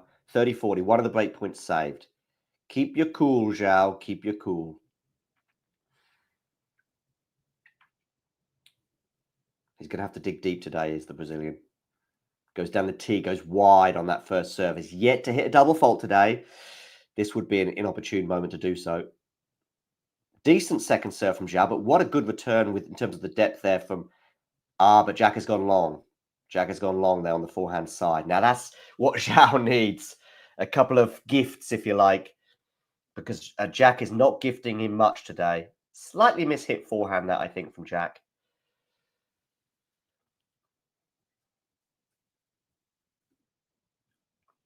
And we're at deuce. Indeed, if you are seeking a StreamYard account, which is a way of live streaming, just like we are doing right now, do click that link that I've just shared in the live chat. Also pinned in the live chat is both a poll for this match in terms of voting who you think will win, but also the opportunity to become a member. We're going to get another break point, though, here for Jack Draper. So it'll be the third one of this game. Joao coming back from 15-40, bringing it up to deuce. But now, after a forehand unforced error, the 23rd one of the match from Joao Fonseca, to just 7 on that side from Jack. Down the tee, backhand return. Good depth again from Jack Draper. Good depth again. And it's a forehand, mishit forehand from Joao Fonseca. It's another forehand error, the 24th one of this match. And Jack Draper is up at 2 sets to love and a break. 4 minutes for that game. And Joao, long way back for him now. Do let me know your thoughts on this match and any other match at the French Open in the live chat. Points. I do think he's like better.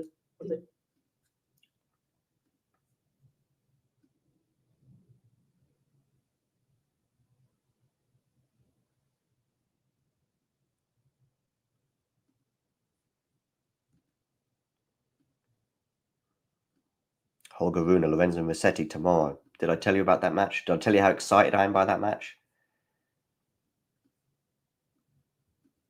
Because I do think he's really good at like soaking up a lot of pace and like defending really well, extending. This is Vance talking about Holger Rune. Rune. Better at that style. And then there's other times where he's just kind of overly offensive and.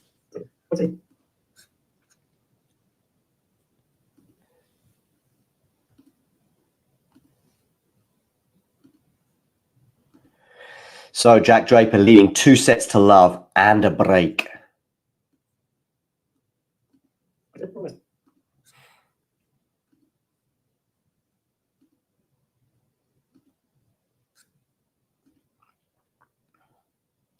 And now 15 love on his serve here. Joao is certainly staring down the barrel of defeat right now. There's a long way to go in this third set, but given his inability to threaten the Jack Draper serve during this match, bringing up just 2 break points at the end of the second set, you'd have to fancy Jack from here.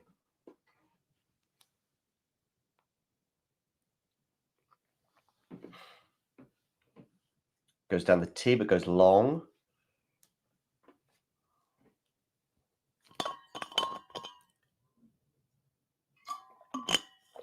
Forehand the turn. Good depth on that one there from Joao. And it's Jack Draper's turn to err on the forehand side into the net, 30-15.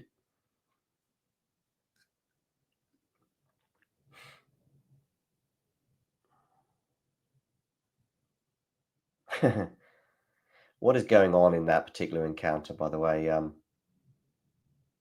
they into a second set tiebreak, Zverev and Kaboli?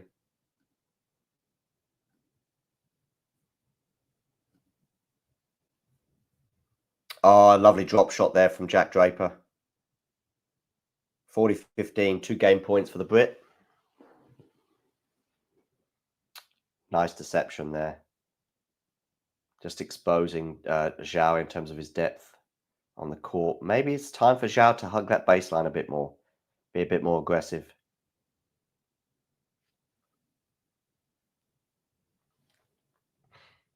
Forehand return from Joao. That's good depth there from Joao. Of course he's going to go inside out though. To be fair, it wasn't really a chance to go down the line. And he's going to get punished. And Jack Draper was held for 2 love. So Jack Draper leads by 2 sets to love and now 2 games to love in this third set. Alexandrova, by the way, has beaten Kudermetova 6-2, 6-2. So Alexandrova is into round 4.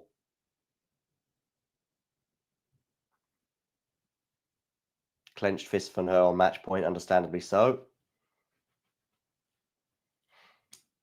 Not the most packed of crowds, you could say. They're pretty sparsely attended a match. Joao goes down the tee there on the first serve, but it must have just missed because it was pretty close to the line. Just after 4:15 local time. Second serve down the tee as well. Forehand from Joao. Oh, is that a winner from Jack Draper? If it is, it was electric, but I thought it might have just missed. No, wow, what a forehand winner that was from Jack Draper. Down the line. Boy, nothing Joao could do about that, whether he hugged the baseline or not. Love 15. With every unbelievable shot, by the way, that's not an unbelievable shot from Jack as he puts a backhand into the net. With every sort of unbelievable depth, pinpoint accuracy that Jack demonstrates today, you can just see it draining the confidence of Joao.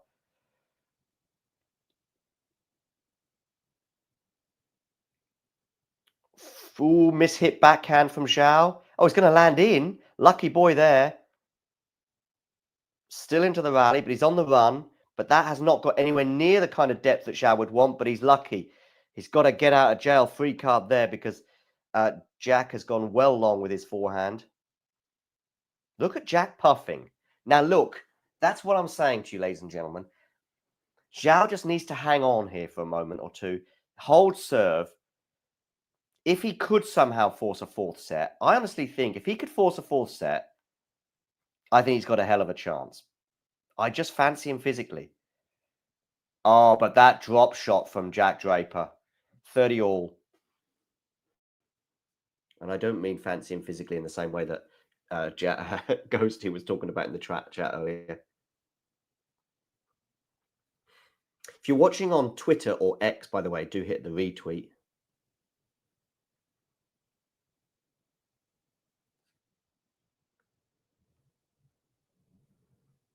Give us a follow on X or on Instagram at TalkingTennisTT. 30 all here. Into the rally. But that's good from Jack on the attack. Decent defense from Joao. Drop shot from Jack. 30-40.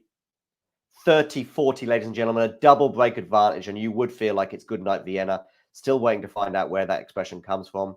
Why not good night Paris? Or good night Dallas? Good night, Auckland. Good night, Beijing. whatever. Good night. 30-40, Joao Fonseca to serve. Goes long and wide. Second serve. Remember, he's yet to double fault here. He was about to serve there as the ball boys were still running across the net.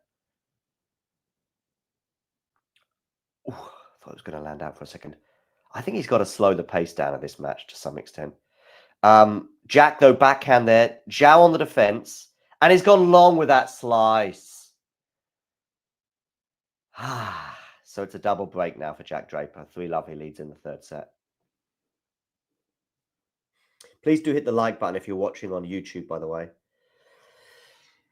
Bublik and Rocha at 4 games all, and Zverev has won that second set. So over Kaboli, he leads by 2-0.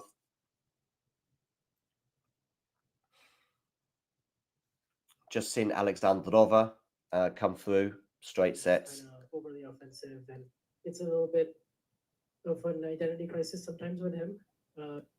Decision making where the offensive, and it's a little bit of an identity in terms of his decision making. Where just talking about Holger Rune's identity crisis at times in terms of his decision making. Rocha serving at 4-5 to stay in the first set, but they are on serve 4-5. Zverev up 2-0 on the Italian. Kaboli 6-2, 7-6. He was down a break in the early stages of that second set, but fought back to ultimately prevail. Jack Draper here against Joao Fonseca on Susan Longland is up 2-0 and has a double break advantage. 3-love, he leads in the third set. Their head-to-head, of course, is 1-0 in the favour of the Brit. He won their encounter in Indian Wells in straight sets, and he looks like he's going to win their second match also in straight sets. Over on the women's side, what is going down? Let's have a look. Yes, Alexandrova beating Kudermetova 6-2, 6-2 earlier. Boysan coming through in 3 sets over Jacquemot. Mira Andreeva winning in straight sets over Yulia Putintseva. These are all, of course, round 3 clashes, meaning that the winner is into round 4. They'll be playing on Monday, I believe. Jessica Pegula coming through, coming from a set down against Marketa Vondrousova, the former French Open finalist. Here, she won that encounter 3-6, 6-4, 6-2. Daria Kazatkina prevailed in straight sets over Paula Badosa, 6-1, 7-5. Still to come on the women's side today, Baptista Buzas, Buskova Goff, and Madison Keys against Sophia Kenin in an All-American clash on Susan Longland. Back to Joao Fonseca against Jack Draper. Jack, his serving has yet to be broken in the entire match. Gone to deuce just once as well.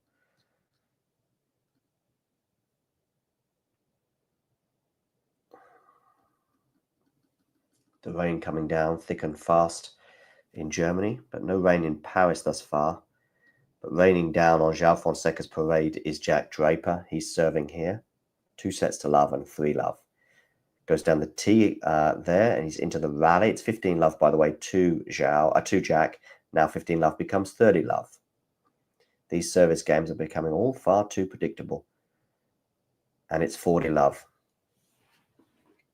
Again, maybe Joao has got to come close to that baseline to at least fend off some of these drop shots.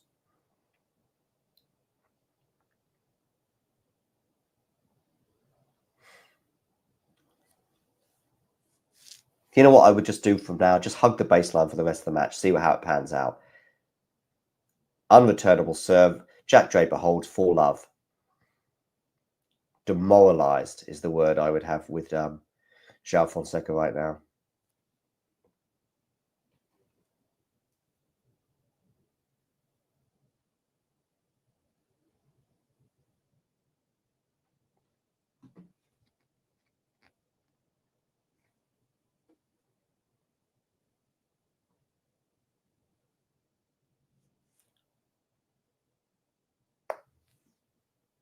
First serve into the net from Joao.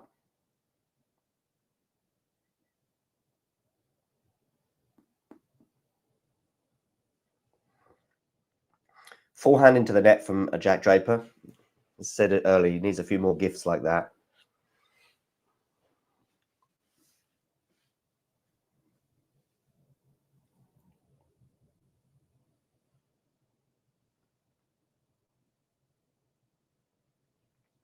Down the T there from Joao. Forehand inside out, but that's going to go into the forehand of Jack. That's not what you want to be doing. That's not what you want to be doing, Joao. Drop shot here is not good enough, though, from Jack.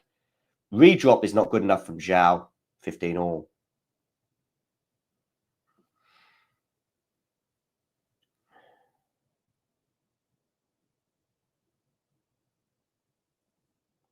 The redrop was the right idea, but just not executed there from Joao.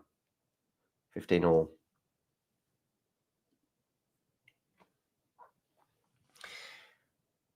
Good depth there from Jack Draper. Into the rally, though. Joao on the defense. Joao on the defense. Oh, that drop shot was just not that great, but Joao is just too deep. It wasn't even a well-executed drop shot from Jack Draper.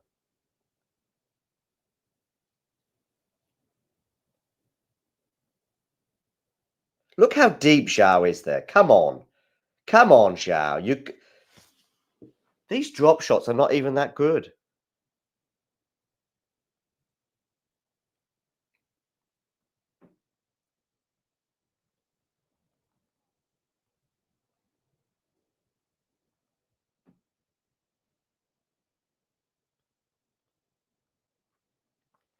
By the way, it's now 15-40 after a forehand error across court.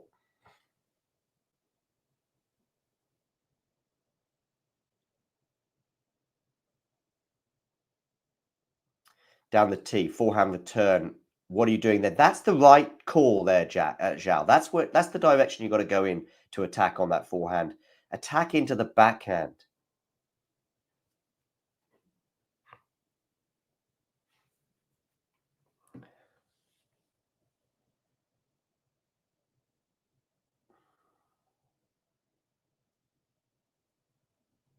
That's decent from Joao. That's good from Joao. Deuce. Don't give up yet.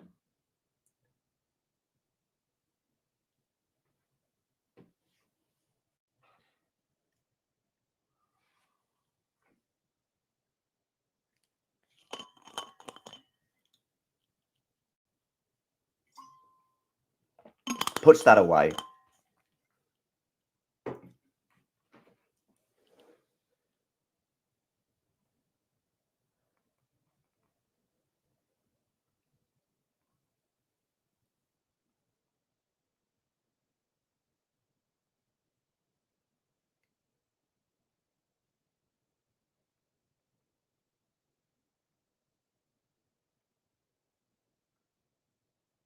Oh, the drop shot failed there from Jack.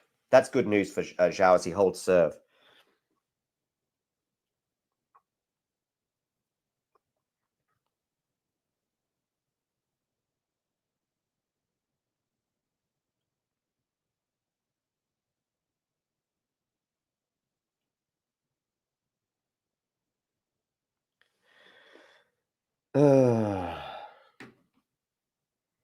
Right, so he's got a game. He's on the board in this third set, but he is still down a double break.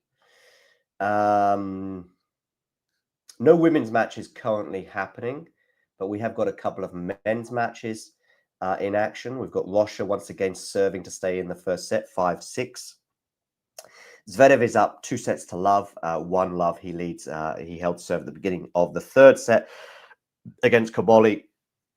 Also, keeping you up to date with some news, Rublev is already through into round 4 because Artur Fils has withdrawn from the tournament with a back injury, certainly putting his grass season in doubt.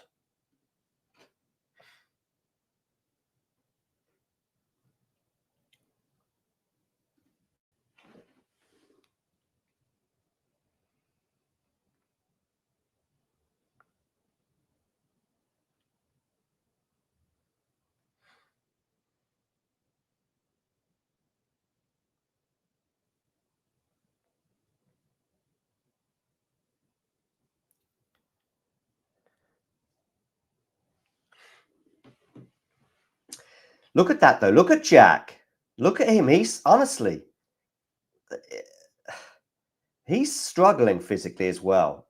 But it's okay because he's up a double break in this third set. If it was on serve, honestly, I think if Joao could make this physical, I know Jacques is 2 games away, and you might call this wishful thinking.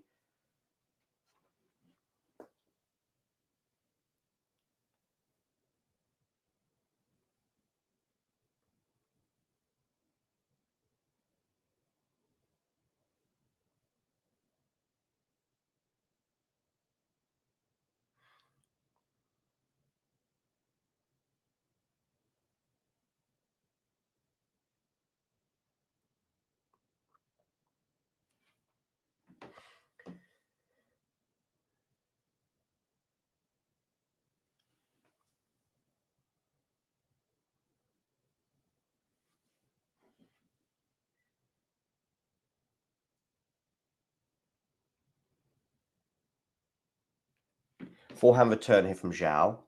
Forehand from Jack. Forehand now from both players. That's a nice decision there to go down the line there from Joao. But they're in neutral pretty much. Maybe Jack is on. He's going to drop shot him again, but that drop shot is just horrible. But he still wins the point.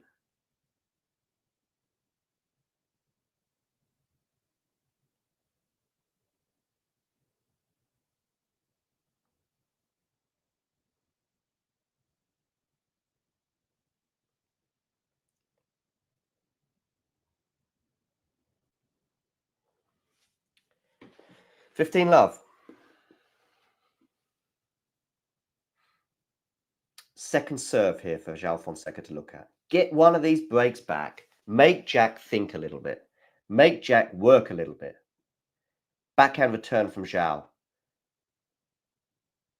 Oh, ooh, that's got some good depth on it in the end. But he's not going to defend on the backhand side, and it's 30-love.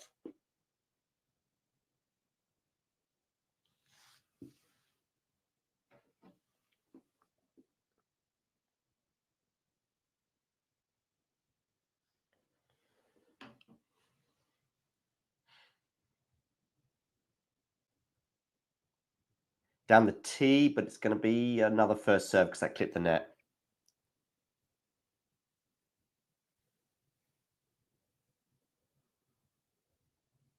Down the tee again. He's loving that backhand serve, and he's going to attack that, and it's 40-love. He's just going for the backhand. It's always tee in the juice court and out wide on the ad court. 4-1, 40-love here.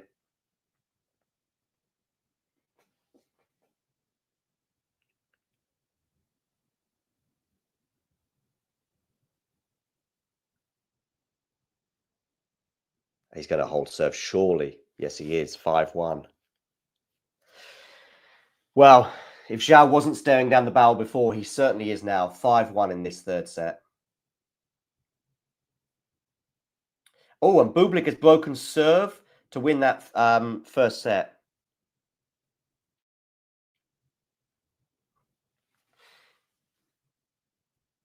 Kuboli trying to hang on to his serve at the beginning of the third against Zverev. So Bublik up a set on Rocha. Remember, Rocha, though, this week has been a 5-set king. So long way for Bublik to go. Of course, Bublik also being a bit of a 5-set king himself, coming from 2-0 down in the previous round to prevail in 5. I think few of us saw that one coming, particularly when he was 2 sets down. Anyway, he's a set up on Rocha. Zverev is 2-0 up on Kuboli. Kuboli has just held serve, though, for 1-1 in the third. And Joao Fonseca here serving at 1-5, but he is 30-love up on his serve.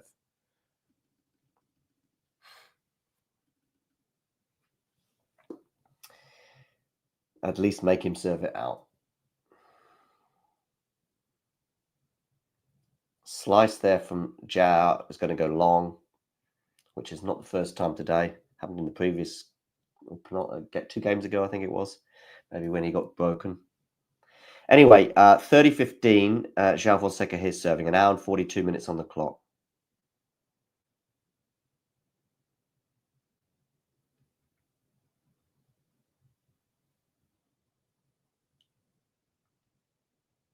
It's a good return of serve there from Jack, 30-all.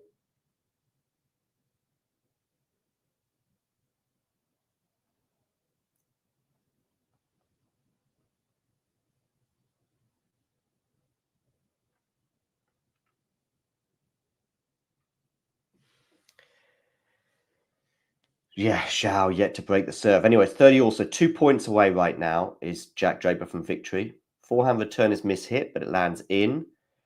Backhand down the line. Joao on the defense. Joao on the defense.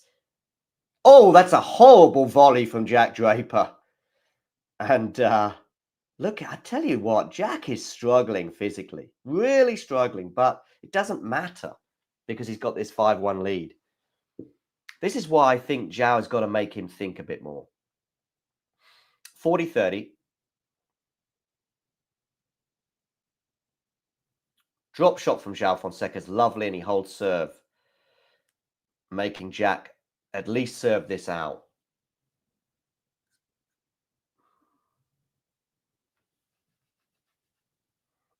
Quality shot there on Instagram saying Boss Man is in the house. I don't know if that's referring to himself or he's referring to Jack Draper.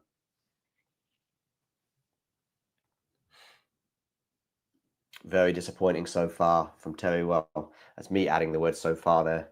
We are almost, of course, at the conclusion of this match with Joao very much on the brink of defeat.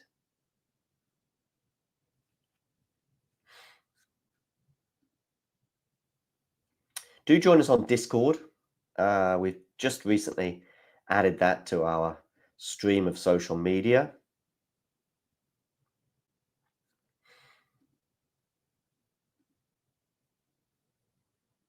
Share with you the score as we enter this potential final game. Jack Draper here trying to serve it out. Remember, he's not been broken serve all match. It was close at the end of that second set, and that was probably, there was a point, a break point that Fonseca had, and he was on the attack, and he went slightly long on the forehand side. He breaks there, they get back to, say, 5-all, and who knows how this trajectory of the match may have changed, because I think Jack Draper, another 15, 20 minutes on court, might be enough to change this match. But if he gets it done here, which I suspect he will, bearing in mind how comfortably he's been on serve throughout, you'd imagine that, yeah, that this is huge. Well, not huge. I'm getting carried away. Right, Jack Draper's serve here. 5-2. Into the net on his first serve. The problem is in terms of physicality. I think if Fonseca can make it physical in terms of the match lasting longer, good news, but not the rallies itself. Jack Draper goes long on the backhand side there.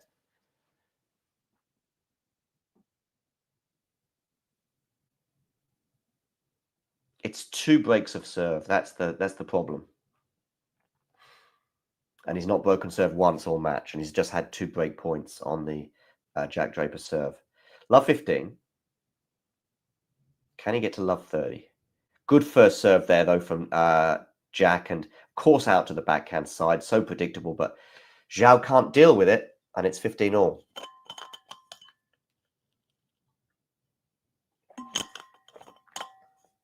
A rather glum-looking Fonseca box right now. Good serve down the tee there from Jack, and it's an ace from the Brit. 30-15, 2 points from victory.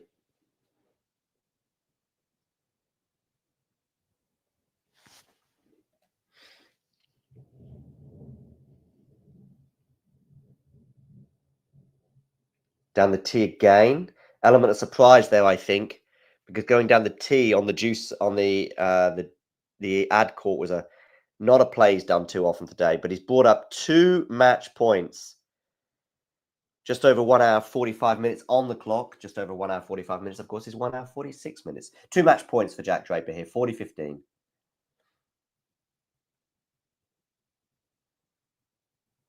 And he's done it with an unreturned serve. Jack Draper is into round 4 at the French Open, knocking out Joao Fonseca in straight sets. Was just too good for Joao today. 6-2, 6-4, 6-2. Pretty comfortable looking scoreline. I guess it was pretty comfortable in the end for the Brit. Jake here suggesting a disappointing result. Well, disappointing if you want to see a competitive match, that's for sure. Disappointing if you are supporting the Brazilian, but of course not disappointing if you want to see Jack Draper go far in this competition. just couldn't lay a glove on the... For me, what were the differences today? Well, the drop shot was killing Joao far too often from Jack. His inability to deal with the Jack serve. Blatantly obvious from the fact that he got 2 break points in the entire match. Could barely get to deuce on the Jack serve. Jack applauding Joao off the court. Let's see how Joao does on the grass. It's a surface that I think Jack also excels on, but Jack for now will stay on the clay. The Parisian clay as he goes into round 4. Some Brazilian flags there held aloft, but maybe not with the same excitement as they did an hour and a half or so ago, because Joao Fonseca is out and Jack Draper is through. And then he said Jack Fonseca is through there. Jack Draper, yeah, looking good on the clay. The lefty-righty combo as well. I think Fonseca, on the chances he did have to attack, was too often going into the forehand of Jack, particularly in sets 1 and 2. If there was a moment where Joao could have really got back into this match, it was when he did have those 2 break points as Jack was serving for the second set. And Joao was on the attack during one of those break point opportunities, and it just went too long. He breaks there, he gets to 5-all, he makes the second set a fight. And by that, he just extends the match, because I think Jack was struggling physically as well. Joao, too, though, didn't change his position. Maybe should have hugged the baseline a bit more than he did, because Jack was killing him on the drop shot, and they weren't even the best drop shots you've ever seen. But Joao was just too far off the baseline, too far off the match. And in the end, it is Joao Fonseca who prevails. Let's have a quick look at the Twitter sphere to see what has been going on. Let's have a look. Gross here has been tweeting, given the explosiveness of the Fonseca discourse, always useful to put his age into historical context. I think I can hear Damien joining. Just bring yourself forward as and when. Damien, you can. Yeah, given the explosiveness of the Fonseca discourse, it was useful to put his age in historical context. In this century, it's been quite rare for 18-year-olds to make the third round. 4 of the previous 6 slams. Only one man has made an earnest run. The guy's footprint is on the court, indeed. I don't know if Damien is joining by phone or by laptop. I can bring you forward, Damien. His device is not connected at the moment, but he'll be with us in a second to share his thoughts on this encounter. Let's have a quick look at some of the stats. The most important stat, of course, is that Jack Draper has prevailed in straight sets 6-2, 6-4, 6-2. But regarding the match itself, 8-6 aces in favor of Jack. Double faults, though. 4 off the racket of Jack and 0 off the racket of Joao. Maybe he should have been a bit more aggressive on that second serve, where Joao was only able to win 36% of his second serve points. Remember, a huge stat as well for me was that he could only garner 2 break points in the entire match. Hi, Damien. At least I can maybe hear you audio. I hope you will. Yeah, I can hear you. That's enough.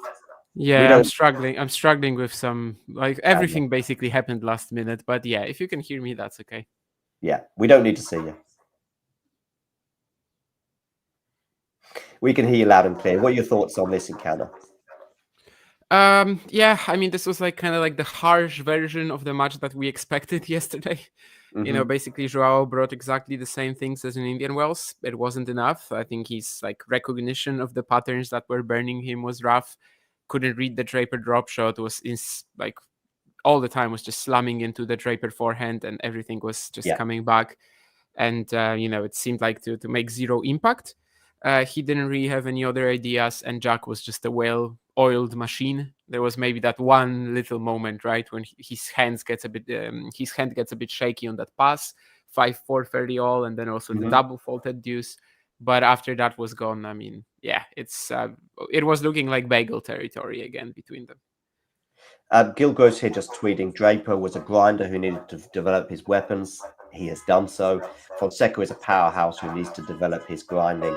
I mean, Gil did not watch Jack Draper when he was 17, 18.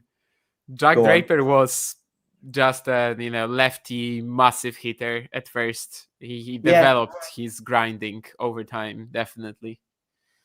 Yeah, I thought today, if Joao was barely able to lay a glove on the Jack Draper serve, if he could have lengthened that match somehow, I don't think Jack was in a great condition in that third set either. But he gets the 2 breaks to serve, and that's easily enough in the tank, especially when he's serving so well.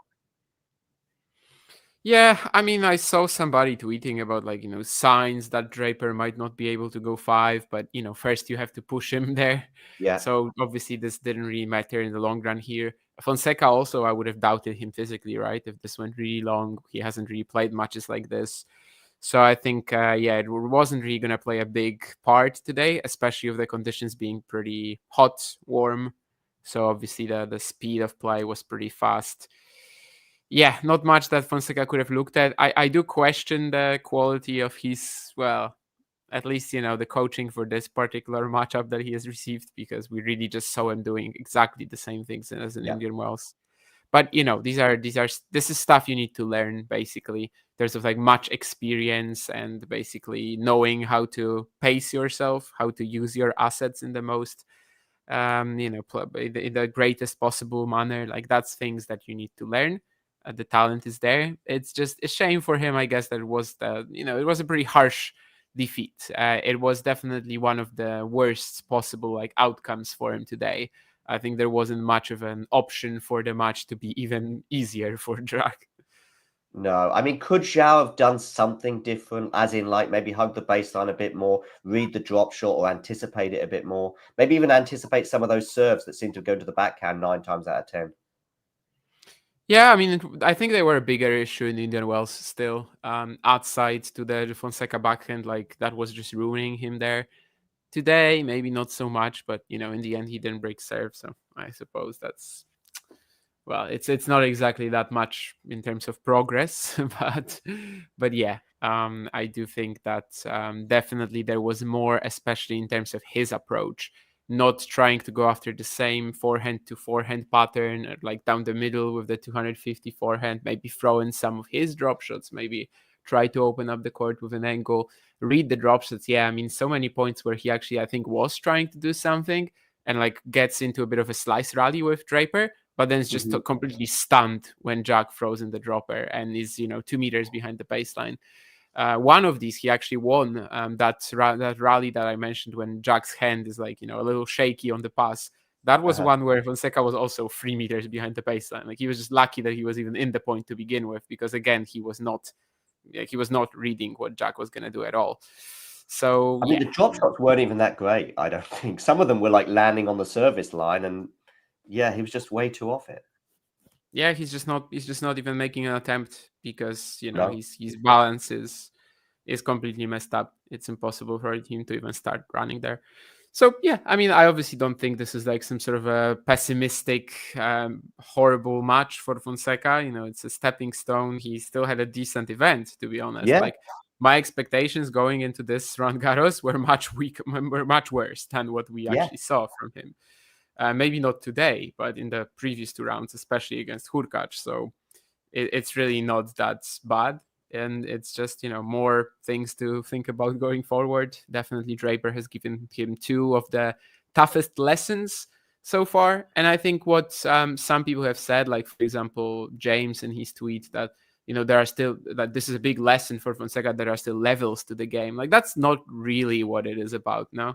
I mean, it's not about the tools, but more application. And yeah, I mean, that's what you just can learn only through one thing, experience. Regarding Jack, actually, I know it is a bit of a casual observation, but there were some sort of, there's a couple of things today that just I kept seeing Rafa Nadal there. First of all, actually, those drop shots are Rafa Nadal-esque in terms of the height, which goes over the net. And yeah, it was a great tactic for Jack to deploy today. But as I say, I think that it wasn't always well executed, but it didn't have to be. And I've seen Rafa do some drop shots on that lefty, and they sort of loop over the net. And I'm thinking, if only Novak was a little bit closer to it, because I remember the 2022 quarterfinal where Novak just wasn't chasing some of those drop shots down, even though they could have been. The second thing was the inside out today, right-handed forehand from Joao so often, of course, was just obviously going into the forehand of Jack, and Jack was just patting it back down the line, and it was just like watching Rafa against people trying to attack his forehand on the left-hand side. I don't understand why he was doing that. I think the Should whole have gone duration line. of the match. Should have gone line more often. Yes, I think the whole duration of the match when he was sure Draper's backhand is his more like stable, solid shot. Yes. But the Yes. entire duration of the match when he was approaching to that wing, he was actually able to get a decent volley out of it, and Yeah. not be burned by that. I do think that this was like a complete inability to recognize that this is not working, that this pattern is just not good for him in any shape or form. Also, that's the wing where Draper can like add a lot of height to it, add a lot of spin to it. So that's yet another reason I think to avoid it if you're Fonseca and kind of want to play this, very snappily, just fast paced off the ground. So I don't understand why every single forehand needed to be either into the forehand corner of Draper or into the middle maybe, but like very rarely you would see Fonseca going for inside in. And I'm not saying for like a winner. Yes, when he opened up the court, sure, he had a few, but just as a regular pattern to like build up the point, it was clear he was very intent on trying to break down the Draper forehand, and that was just failing on all possible areas. Going forward for Draper, the draw not bad. He's obviously going to be playing Bublik or Rocha in the 4th round, of which he would be the favourite. And then, whose quarter would you like to be in? You wouldn't want to be in Yannick's or Carlos's. So Zverev, quarterfinal, possibly, of course. It does depend on Zverev coming through both Kaboli today and then Griekspoor. So there's a semi-final there for Jack, which would be a phenomenal tournament for him, whatever happens beyond that. Something ain't working out for me there, because where is Novak in this whole thing? What if I said something wrong? Oh no, sorry, I have got something wrong. I've got him in the wrong quarter. Just scratch everything I just said. He's on course to play Yannick in the quarterfinals. Yeah, that's exactly. I've misjudged. Yeah, I was confused because like I wasn't sure, to be honest, if you were Draper was. I didn't even remember, but No, something wasn't working out there, because if he's in the Zverev quarter, then Djokovic would have to be there as well. But Yeah. he's in the second section, if you may, if we're splitting the draws into 8s, and I mean Yannick in the quarters. I don't know. Yeah. Would it be a very potentially the first challenge on Yannick's route? I think so.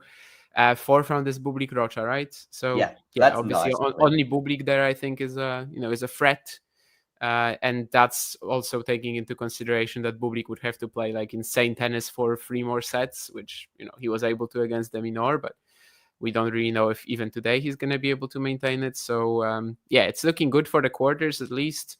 And then you obviously at some point have to run into either Sinner or Alcaraz. So that's kind of like for all the players in this event outside of Sinner and Alcaraz, I think the biggest goal has to be to get to where you would actually play them, and then just roll the dice, just see what happens, and maybe you will actually come out the victor. I think Draper is definitely among the players who would have some sort of a chance against either of these two. Yeah. I do think that ultimately his undoing at this tournament might well be a physical. I mean, it might be levels as well. Talking of levels, let's do that same tweet again if he goes out in straight sets to Yannick. But, I'm gonna come back and retweet it. Yeah, just retweet it and just write Yannick straight sets over. Quote tweet it if you like. But I do think as well that there's 2 things. First of all, levels, and then secondly, I do think that if he goes 4 or 5. Actually, if he goes 4 or 5 with Yannick, maybe Yannick will falter too, and that might give Jack a chance. But if he goes 4 or 5 with Carlos, or if he'd gone 4 or 5 today, I agree with you that Joao wasn't 100% either. But I think the thing for Joao as well is, one of those things that you would say if your opponent is struggling physically is, all right, maybe lengthen the rallies. But that wasn't doing Joao any favours either today. When it was going over 4 or 5 shots, I also fancied Jack to win pretty much every one of those rallies today. Yeah, I mean, even in terms of like physical development, Fonseca is still, has ways to go, I think. And you can see it when they're just gonna just start playing super heavy shots from corner to corner. He's not gonna be scrambling around like he's Yannick Sinner, even though very often we compare them in terms of like having pretty similar footwork patterns and kind of, moving in this very modern post Djokovic men's tennis type of way. But of course, Fonseca still has even his body has to grow to actually be able to be effective at that. So I do think for now, at least, he has to stay pretty offensive. When he was trying to fall back a little on second serve return, it also wasn't working out too well for him. So today, I think it was going to be very tough for Joao to do anything about that physically. I'm not really sure he's stronger than Jack, even though, historically Draper isn't the fittest, I suppose. And maybe it will be his undoing as we go later into the event, but so far we haven't seen any indication of that. He's moving along at a decent pace, not wasting too much energy, even though he's lost 2 sets. So I think if it comes to that Sinner Draper quarterfinal, physicality might come into play in like the 4th or 5th set, but also nobody knows for which player. Both of them are like similarly, volatile in that respect.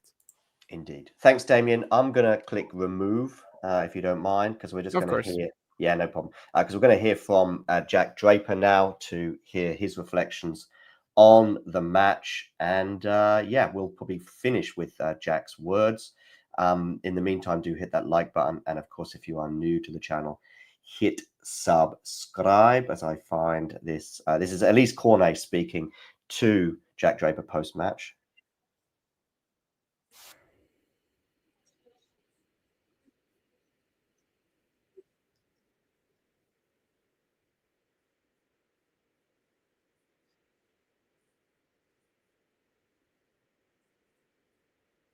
We've got the German translation.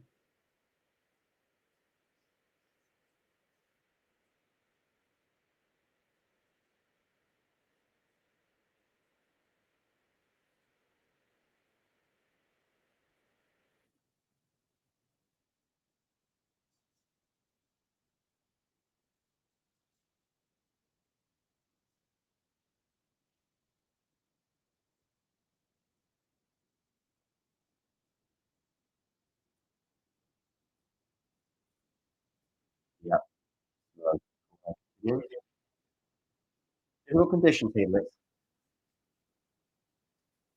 First set was key, as Jack said, the conditions. I think he was getting affected actually a little bit towards the end there, but it was too little too late regarding Joao Fonseca.